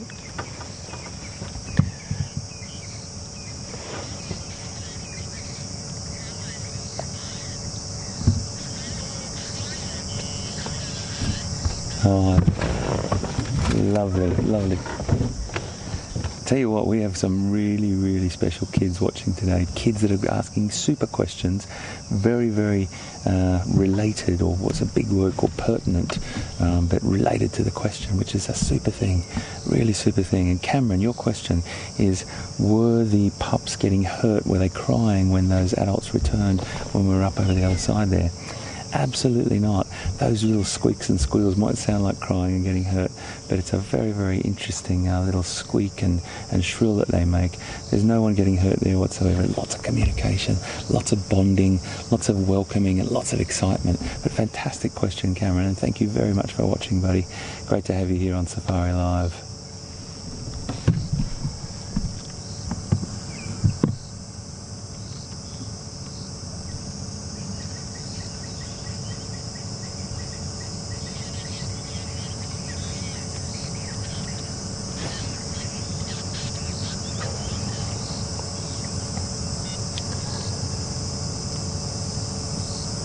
Folks, I think I'm probably going to give it another maybe 5 minutes before I move off, and I know you understand.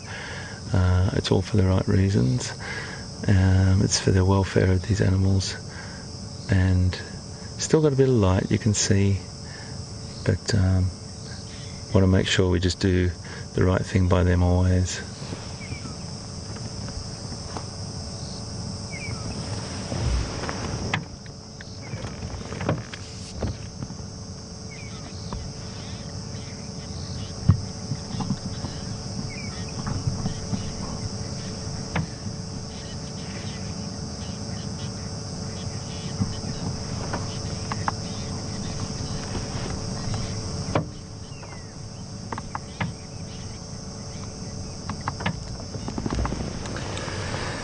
We've got a new viewer, and I want to welcome you, Lucy, all the way from Scotland. How fantastic to have you on board with us.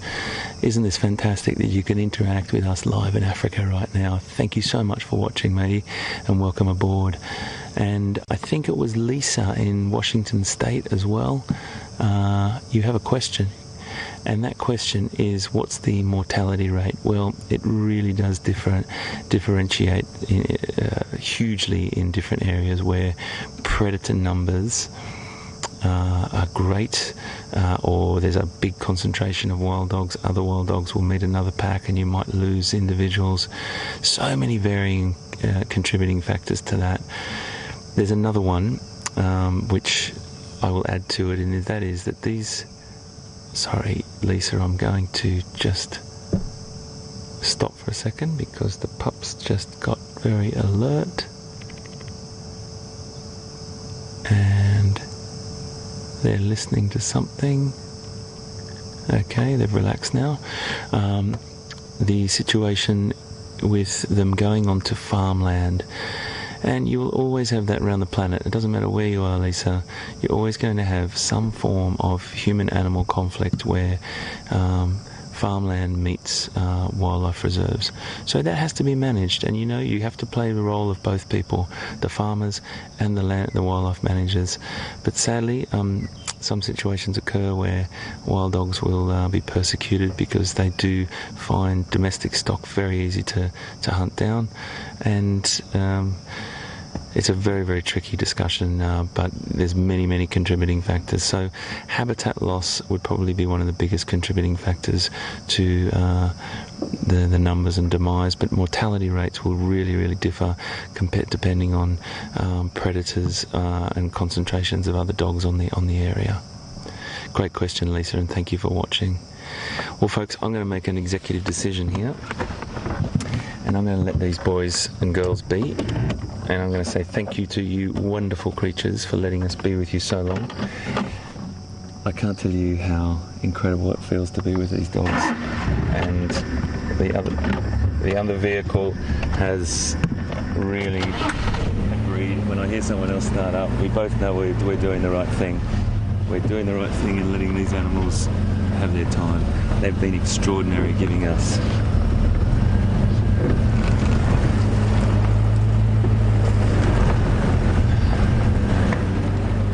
Okay, so I'm just trying to reverse. Let me just put some reversing lights on, that always helps. That's good, that's a bit better, a bit more light on the subject. Let me just reverse out of here and I'll get on the flat, and then I can throw a link over to my dear friend, the formidable James Hendry, who I did have the great pleasure of spending an evening discussing life in the universe in a public house in the United Kingdom only a few weeks back. He's a wonderful guy. Let's cross over and see what he's up to. Hello everyone. We are not just bumbling about in the dark. Oh no. We are spotting things. Now there, illuminated by the LED light at the front of Wendy, is a chameleon of the flap-necked variety. We've just bumped into it, and I haven't put the spotlight on it because I'm hoping it's going to maintain. Now you can already see its color changing. See that? So it immediately becomes aware that it's got light on it, you see, and what that means is that it starts to change color, becoming less of that sort of luminous minty green and turning to a more olivey elephant poo colored green. Beautiful. So that's a flat-necked chameleon, a youngish one. They can get up to, say, half a foot big in this particular area. That's 15 centimeters. And it's the only chameleon species that we get here, the flap-necked chameleon. And it's called a flap-necked chameleon. We can't really see from here because when it's really irritated, what it does is it Andrew will just, at least Brian will just reverse onto me, so I'm going to show you the flapping neck of the flap-necked chameleon. I think there are two reasons for it being called a flap-necked chameleon. It has got kind of a flap at the back here, but when they're irritated, what they do is they splay their throats out, and it goes, it sort of turns, it's white skin normally, but when it pushes it out, they're kind of yellow indentations there that indicate extreme irritation, and you don't really want a chameleon irritated with you, not necessarily because they're particularly dangerous, but because, well, it's just not nice to irritate things out here. And that's why it's called a flat-necked chameleon. Now I'm going to be silent for about 20 seconds, and what I want you to listen to is what I'm listening to, and then I'll explain a little bit about it.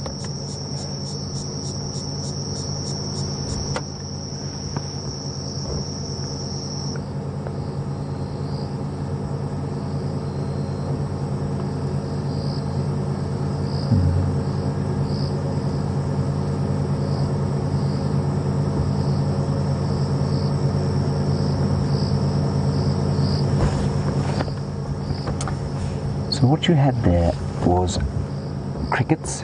You can hear them, they're the kind of background noise. There were some cicadas going tick, tick, tick, tick, tick, tick, tick, tick, tick, tick, tick. Lots of different crickets going, and no birds. We're in that changing of the guard time. When the francolins have stopped calling their last, they've gone to roost. We're waiting for the nightjars and the owls to take over the chorus of the night. It's such a perfect time of day this. Right, let us drive slowly on.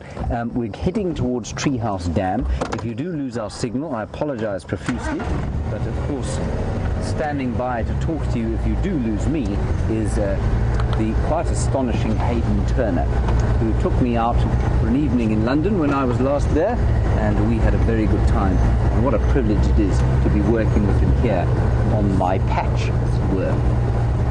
Well, not my patch, I guess it's our patch. In fact, it's not my patch at all.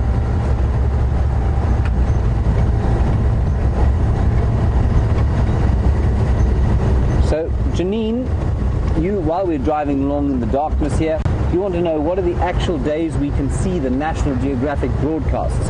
Janine, it's going to be on the 13th and 14th of this month, so I think that's Tuesday and Wednesday. Is that correct, Ryan? Unless I've gone stark raving mad. So 13th and 14th. 6 o'clock, sorry, it's Monday and Tuesday, yes, it'll be Monday night for you and Tuesday morning for us. So that's exactly what's going to happen in America there. 6 o'clock our time, which I think, if I'm not horribly mistaken, is 12 o'clock in Eastern Standard Time in the States, and you can work out your times from there. So that's 12 o'clock in the evening in the east coast of the States. And then that'll be on your Monday night, so going into your Tuesday morning, obviously Monday night on the west coast, and probably in the mountains and in the middle too, and that will be for an hour, so from 12 to 1 or 6 to 7 as it is here.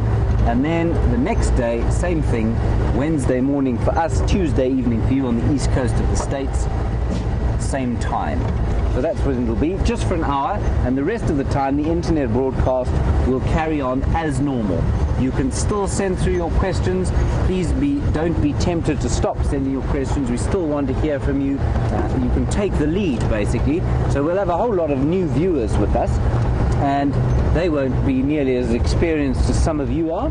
And so you can take the lead, send through some questions. Can't guarantee we'll answer them, of course, but help us along through it. Help us develop what we think is an amazing product, and what you have all helped build into something that we truly love and enjoy every day of our lives. And we're hoping that after the TV broadcast we'll get a whole lot more audience and a whole lot more interaction and a whole lot more people loving the African wild, because it's so important, basically not just for our enjoyment, that's obviously a huge part of it, but also hugely important for the conservation of Africa's wildlife,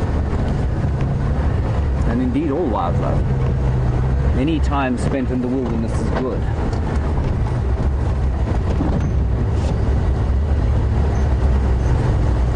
And then Linda, just to confirm for you, the next drive will indeed only be half an hour. So the next drive tomorrow morning, I'm afraid, people, you've only got 30 minutes of us. We are then going to go into a sort of large-scale dress rehearsal for what we have to do on Monday night / Tuesday morning and the next day. And so tomorrow, please join us for half an hour from 5:30 to 6 o'clock if you happen to be getting up for work or about to go to bed, or perhaps you're an insomniac, or like Brian, a bit of a sleepwalker. Then you're welcome to join us for that half hour, and then we're going to head off, I'm afraid, to do a fairly lengthy rehearsal after that. I'm not sure exactly what's going to be the status quo on our Monday morning, but we'll let you know. That'll probably depend quite largely on what happens tomorrow.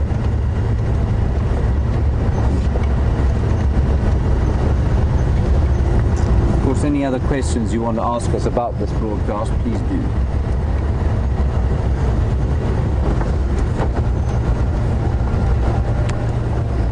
Oh.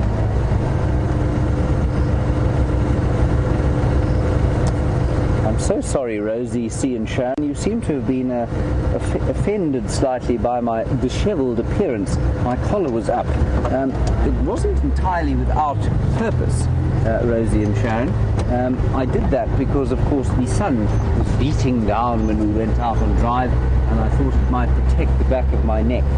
But fair point. To make sure it doesn't happen again, I will iron it flat and possibly safety pin it to the back of my neck. get Brentley Smith to staple it there. He'll take pleasure in that. He'll giggle heartily.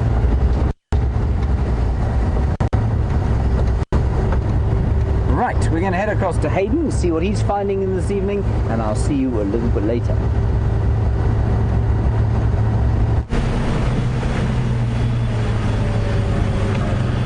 Folks, that was one of the most special wild dog pup encounters I've had in a long time, so thank you so much for being with us, and I really enjoyed that. We shared that together. I'll never forget it. And we've just come away from them. Who knows, the adults might be back by now. And we were just talking, Liam and I were just saying, you know what, last time we drove down this road we saw a leopard. Can you imagine? Stranger things have happened. You don't know what's around the next corner.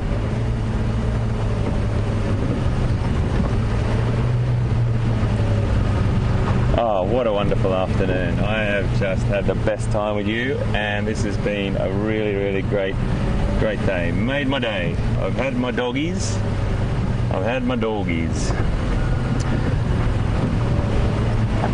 Now, a little bit of information that I want to pass on to you. I think James did before, and I was going to do it as well, but I just got caught in the moment with 11 pups and 3 adults. You will forgive me for not passing this information on, but tomorrow we're going to have to cut our drive short. We really apologise about it, but James has given you the times, and it'll only be a half an hour drive, sadly, because we are rehearsing for our big Nat Geo TV shows, which you'll all be hopefully watching as well. It'll be online, exactly the same. We will have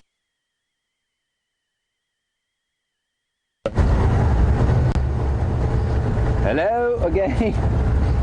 We are continuing in much the same vein as we were. Sorry about the immediate come across to us. Never mind. We are still on the search for the creatures of the night, and I'm actually just going to stop here for a listen. There's something called a rain locust calling over there, and it's going. It's very subtle. There's an owl calling as well.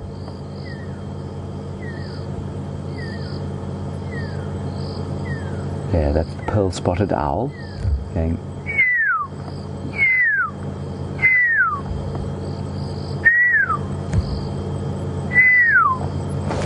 And over there, a rain locust. And we also had the call of a water or spotted dickhawk. I can't tell the difference. No, it's a water dickhawk, sorry. It's going much louder than the pearl-spotted owl. Lovely sounds of the night. So we've come down into this area because, of course, the last time we saw Karula's tracks, Karula, an 11-year-old female leopard. Oh, there's the dickhawk again, or thick knee as it's now called. And we've come into this area just hoping to see if we don't bump into her, perhaps on the road. Obviously, I don't really want to bump into her. I'd like to see her. Right, here we go. Let's continue on our merry way.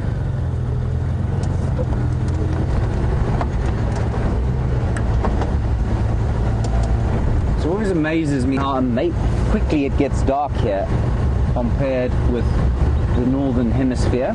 Well, not the northern hemisphere, but the higher latitudes. We tend to be in the northern hemisphere when we're in higher latitudes.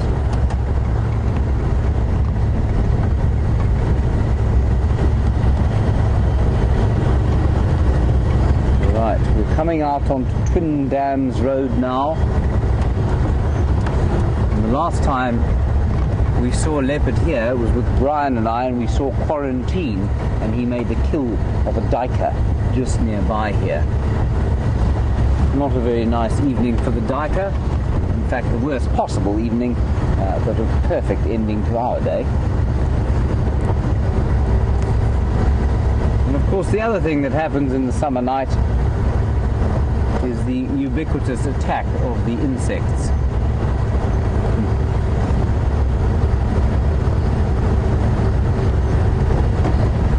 Hello Sarah in Ohio, age 17. It's been a while since we've heard from you.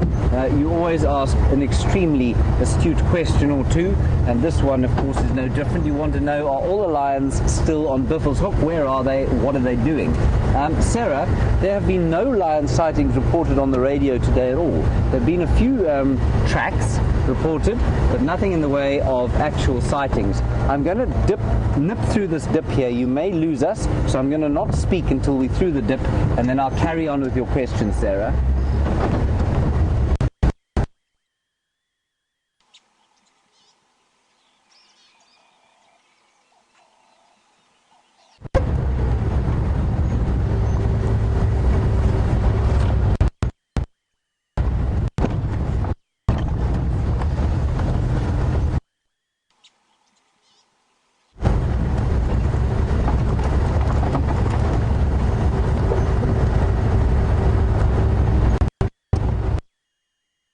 Be okay now. No lions reported today. We heard very dim murmurings in the far southeast this morning, but nobody from Cheetah Plains, which is in that region, or in Coral, have reported seeing any today. So I don't think.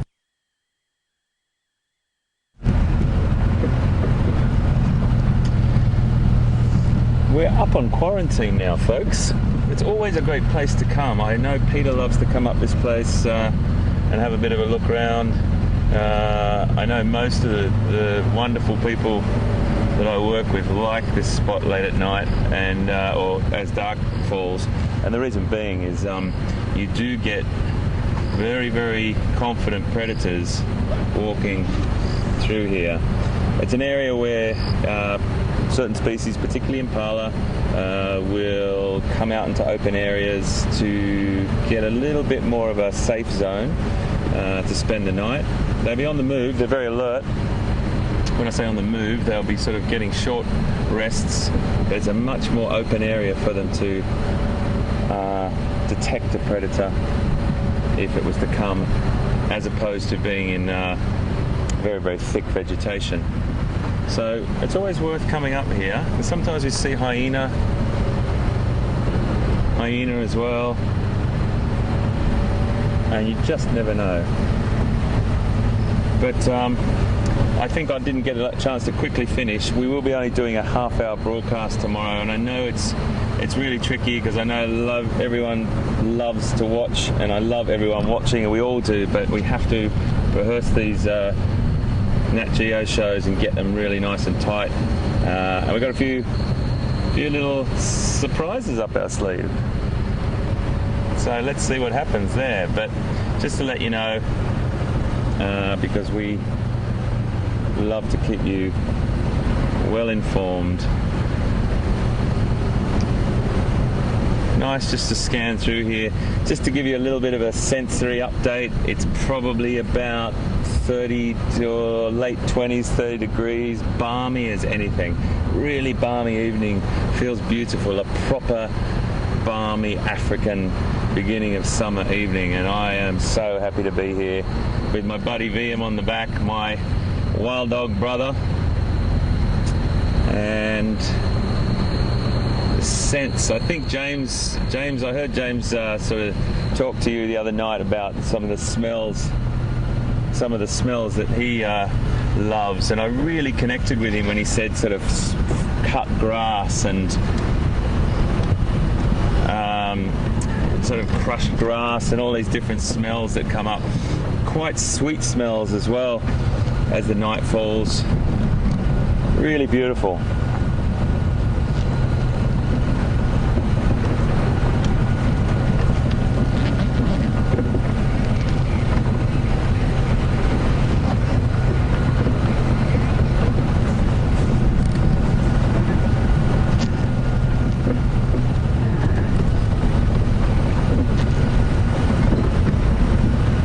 So we've got a message from, or a tweet from Country Chick, and your question is whether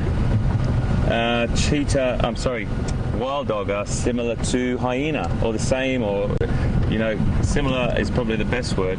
The answer to that is very, very different animals, very different indeed. Wild dogs are in the dog family, and hyena are in their own family. The family is called Hyenidae, and a very unique predator hyena, with another very, very complex social structure.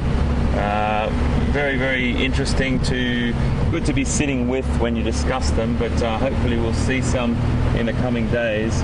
This is the time of the night you find them sort of just traversing the reserve in the cooler times. But you can see hyena at any time of the day, really. They are so adaptive, and very, very extraordinary hunters as well. A lot of people, the poor old hyena, have been sort of given this tagline. They like the forest, or the woodland undertakers, or whatever. They come up and clean up, which they do. They are fantastic scavengers, but they're very, very smart, and they're very, very successful hunters as well. And you can see that on many a documentary. But we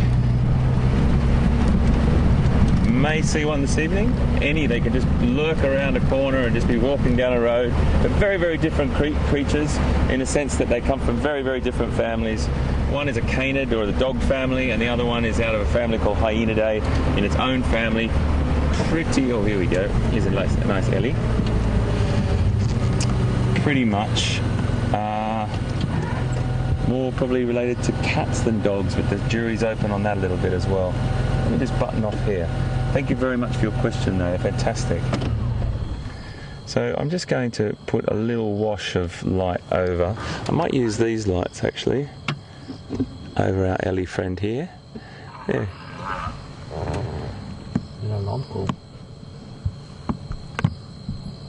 That was worth investigating.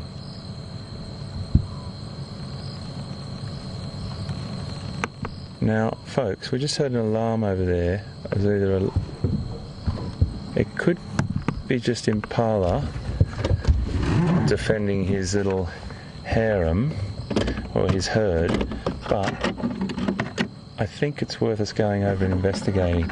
This elephant just starting the vehicle. It's just off to our left, folks, and I know you'll have no problem with that. It's quite dark, and this elephant's just about to move into the thicker vegetation, so we'll just go past nice and gently for him. And I just want to go and investigate what that noise was. Oh, there's loads of elephant here, so let's just, okay, I can see what's happening. Right, it was elephant. So let's just see, there's quite a number of elephant walking through here. And at night, one has to just be a little bit more aware of one's surroundings, because there we go, they're moving in that direction. We don't want to A, startle them, B, get in between the herd and cause a disturbance. And it's very important that just let me have a little scan around here, folks, so I'm in control of our situation and I know exactly where the herd is walking, and make sure there's no individuals coming up. And there's a lot of animals going through there right now. So let me just get some wash light over there, and I'll just gently put a little bit of wash just over. You can see there's an individual there.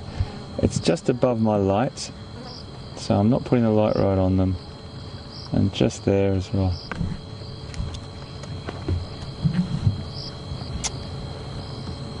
So they're moving through, and goodness knows what ones they might have been, ones a herd that James has seen, but they'll feed through the cool of the night as well. There's a couple of small individuals here. We heard a little vocalization over there. Wasn't sure that it was an elephant, but it was only a short little sort of burst of air. There's another one right in the background there.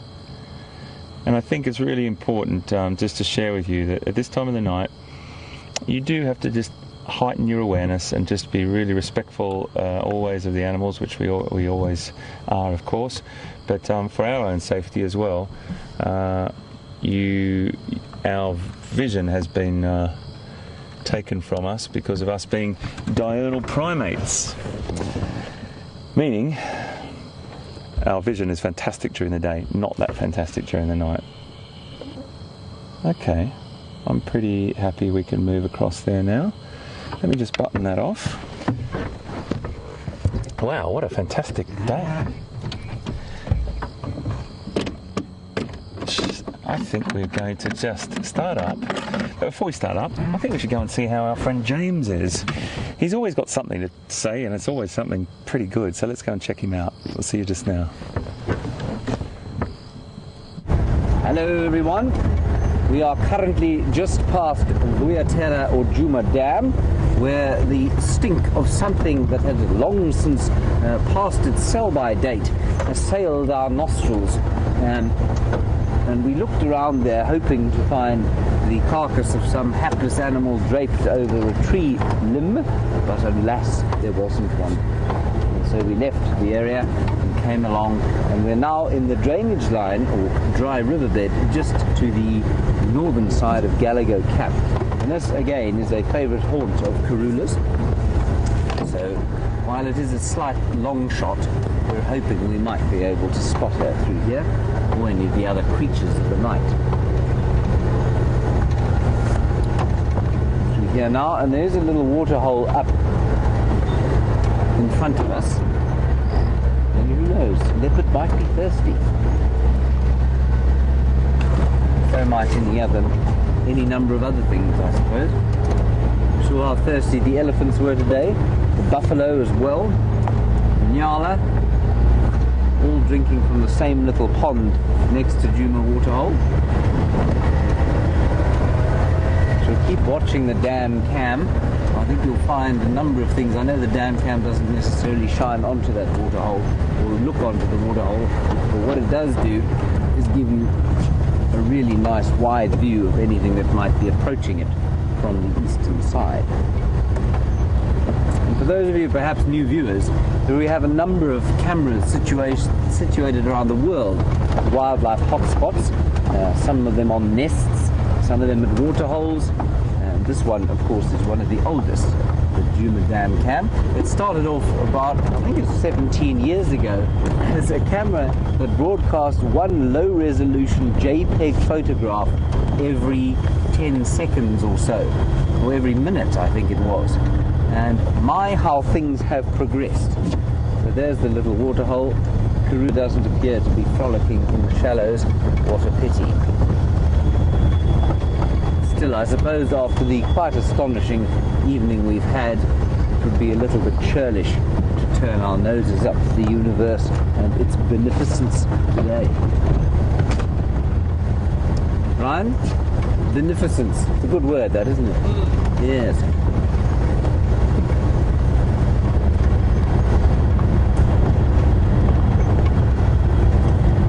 See, not very cold yet. I don't think it's going to get cold at all. Brian's even still in his shirt sleeve. Now, for that to occur, you must know it's practically tropical out here. Brian, at the slightest hint of a coolish breeze, wraps himself up.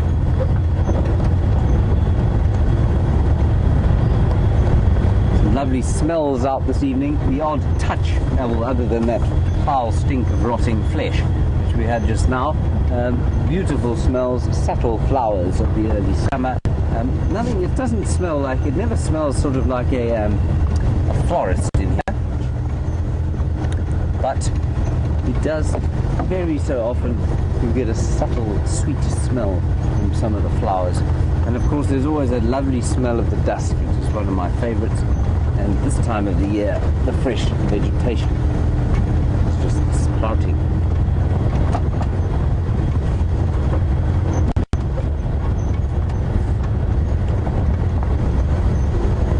Pretty quiet night out. We did have that wonderful chameleon, hoping to find some bush babies. I haven't seen a bush baby for a while. And what you'll find is now, I don't know how many of you have been with us since the winter, but probably quite a few. In the winter we see bush babies a little more often, obviously because there are no leaves on the trees, so they're a bit more easy to see. The bush baby, of course, is a little primate. Looks like a koala there, but isn't. And they eat the acacia gum on acacia trees, obviously, during the winter time. But in the summer, when there are insects all over the place, they nip around the place eating insects in a variety of different locations, and often in pretty thick bush. So we don't tend to see nearly as many of them at this time of the year as we might in the dead of the winter.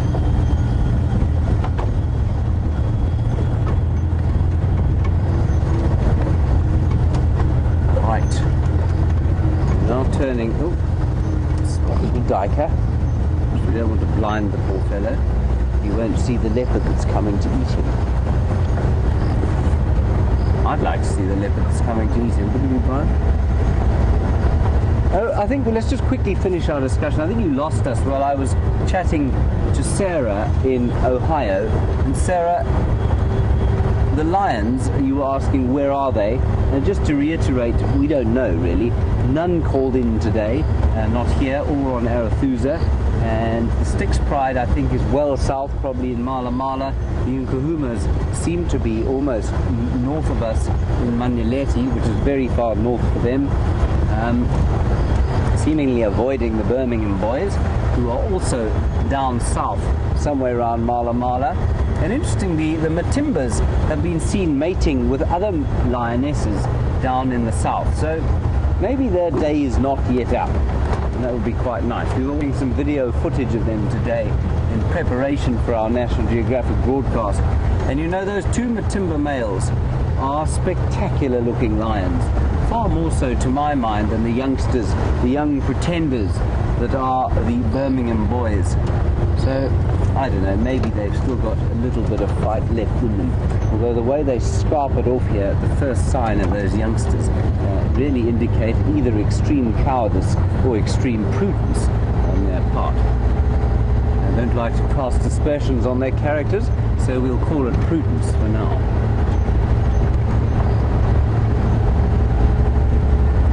Much bigger, I would say, than those Birmingham fellows.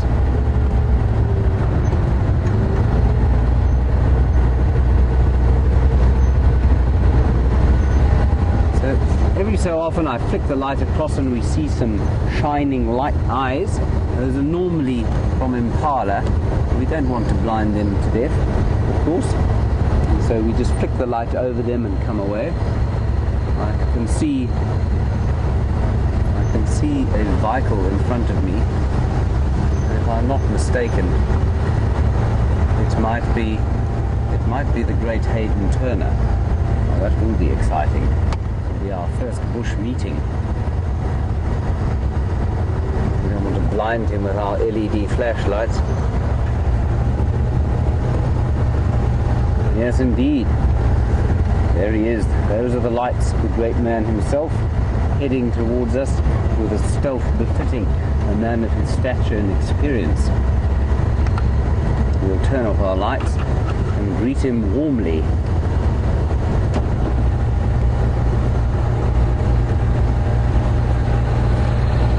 Hello, Hayden. How are you? How are you, mate? Yes. Marvellous afternoon, was it not? Unbelievable. Yes, How spectacular. good was and that? well done. Where did you find them? Well, Theo and I think we created a wild dog magnet. We were talking about them from the time we left. Very good. Yes. The time we left base, and we were just driving down the road that VM and I nearly a year ago saw a wild dog coming up over Buffelshoek over that hill. And sure enough, we got down there, and VM, old Eagle Eyes in the sky here, just went bang, and wow, fantastic, and the puppies were there, and they just came running over to us. Straight over to us, and like we were mum and dad, you know. Disappointing, I know, for them, but yes, quite. VM didn't give them any of his muesli. No. Or a banana. No.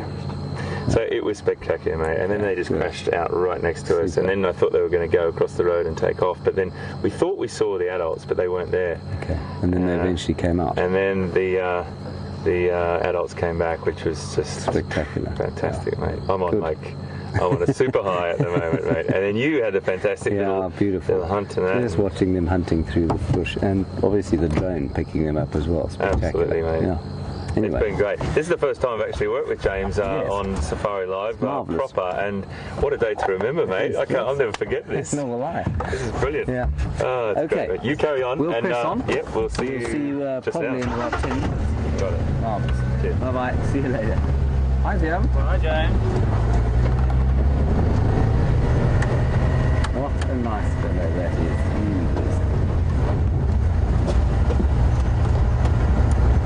So we might bump into the same herd of elephants that Hayden was looking at earlier, so we'll drive with caution. They will be moving around, I suspect. They don't, many of the ungulates will come onto the clearing here and stand about for most of the evening and not do a great deal except look out for things that might want to eat them.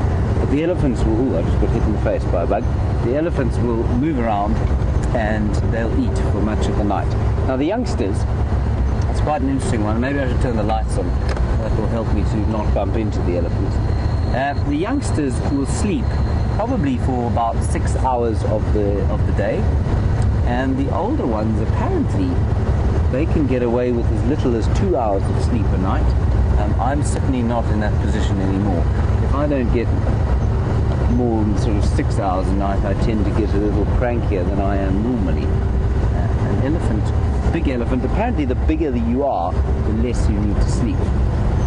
So it certainly doesn't hold for some of the big people I know, but as far as different species goes, that seems to be the case.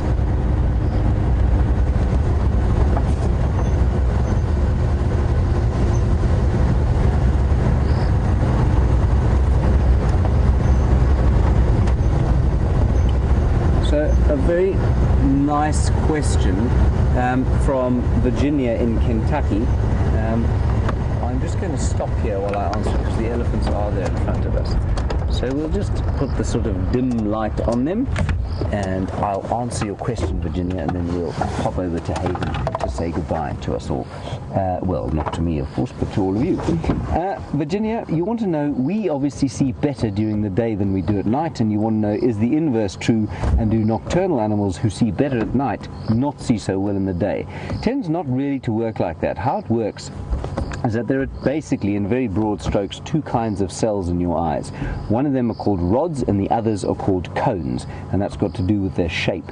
Now the rods see the difference between light and dark, and the cones see color, different colors. And the way you remember that, of course, is that cones begins with C, as does the word color. Well, last time I checked anyway. Now what that means is that animals that have more rods in their eyes, that are able to see better at night, don't see color as well as animals like us, or many of the birds that have more cones than rods in their eyes. So what you don't sacrifice, while you probably don't sacrifice a huge amount in the way of actual sight in the day if you see well at night, what you do is see far worse in color. All right, so that's how it works, Virginia. I hope that is a sufficient explanation for you. Thank you to all of you for a wonderful day, incredible afternoon of buffalo and elephant, marvelous wild dog sighting. It really just was very, very special, very relaxed, very easy, and so great to work with Hayden. Big thank you to Brian, the 4 girls in the final control room, and I'm going to pass you over to the inimitable Hayden Turner and VM, and I'll see you tomorrow morning at 5:30, just for half an hour, remember. See you later, stay well, stay happy wherever you are, and bye-bye.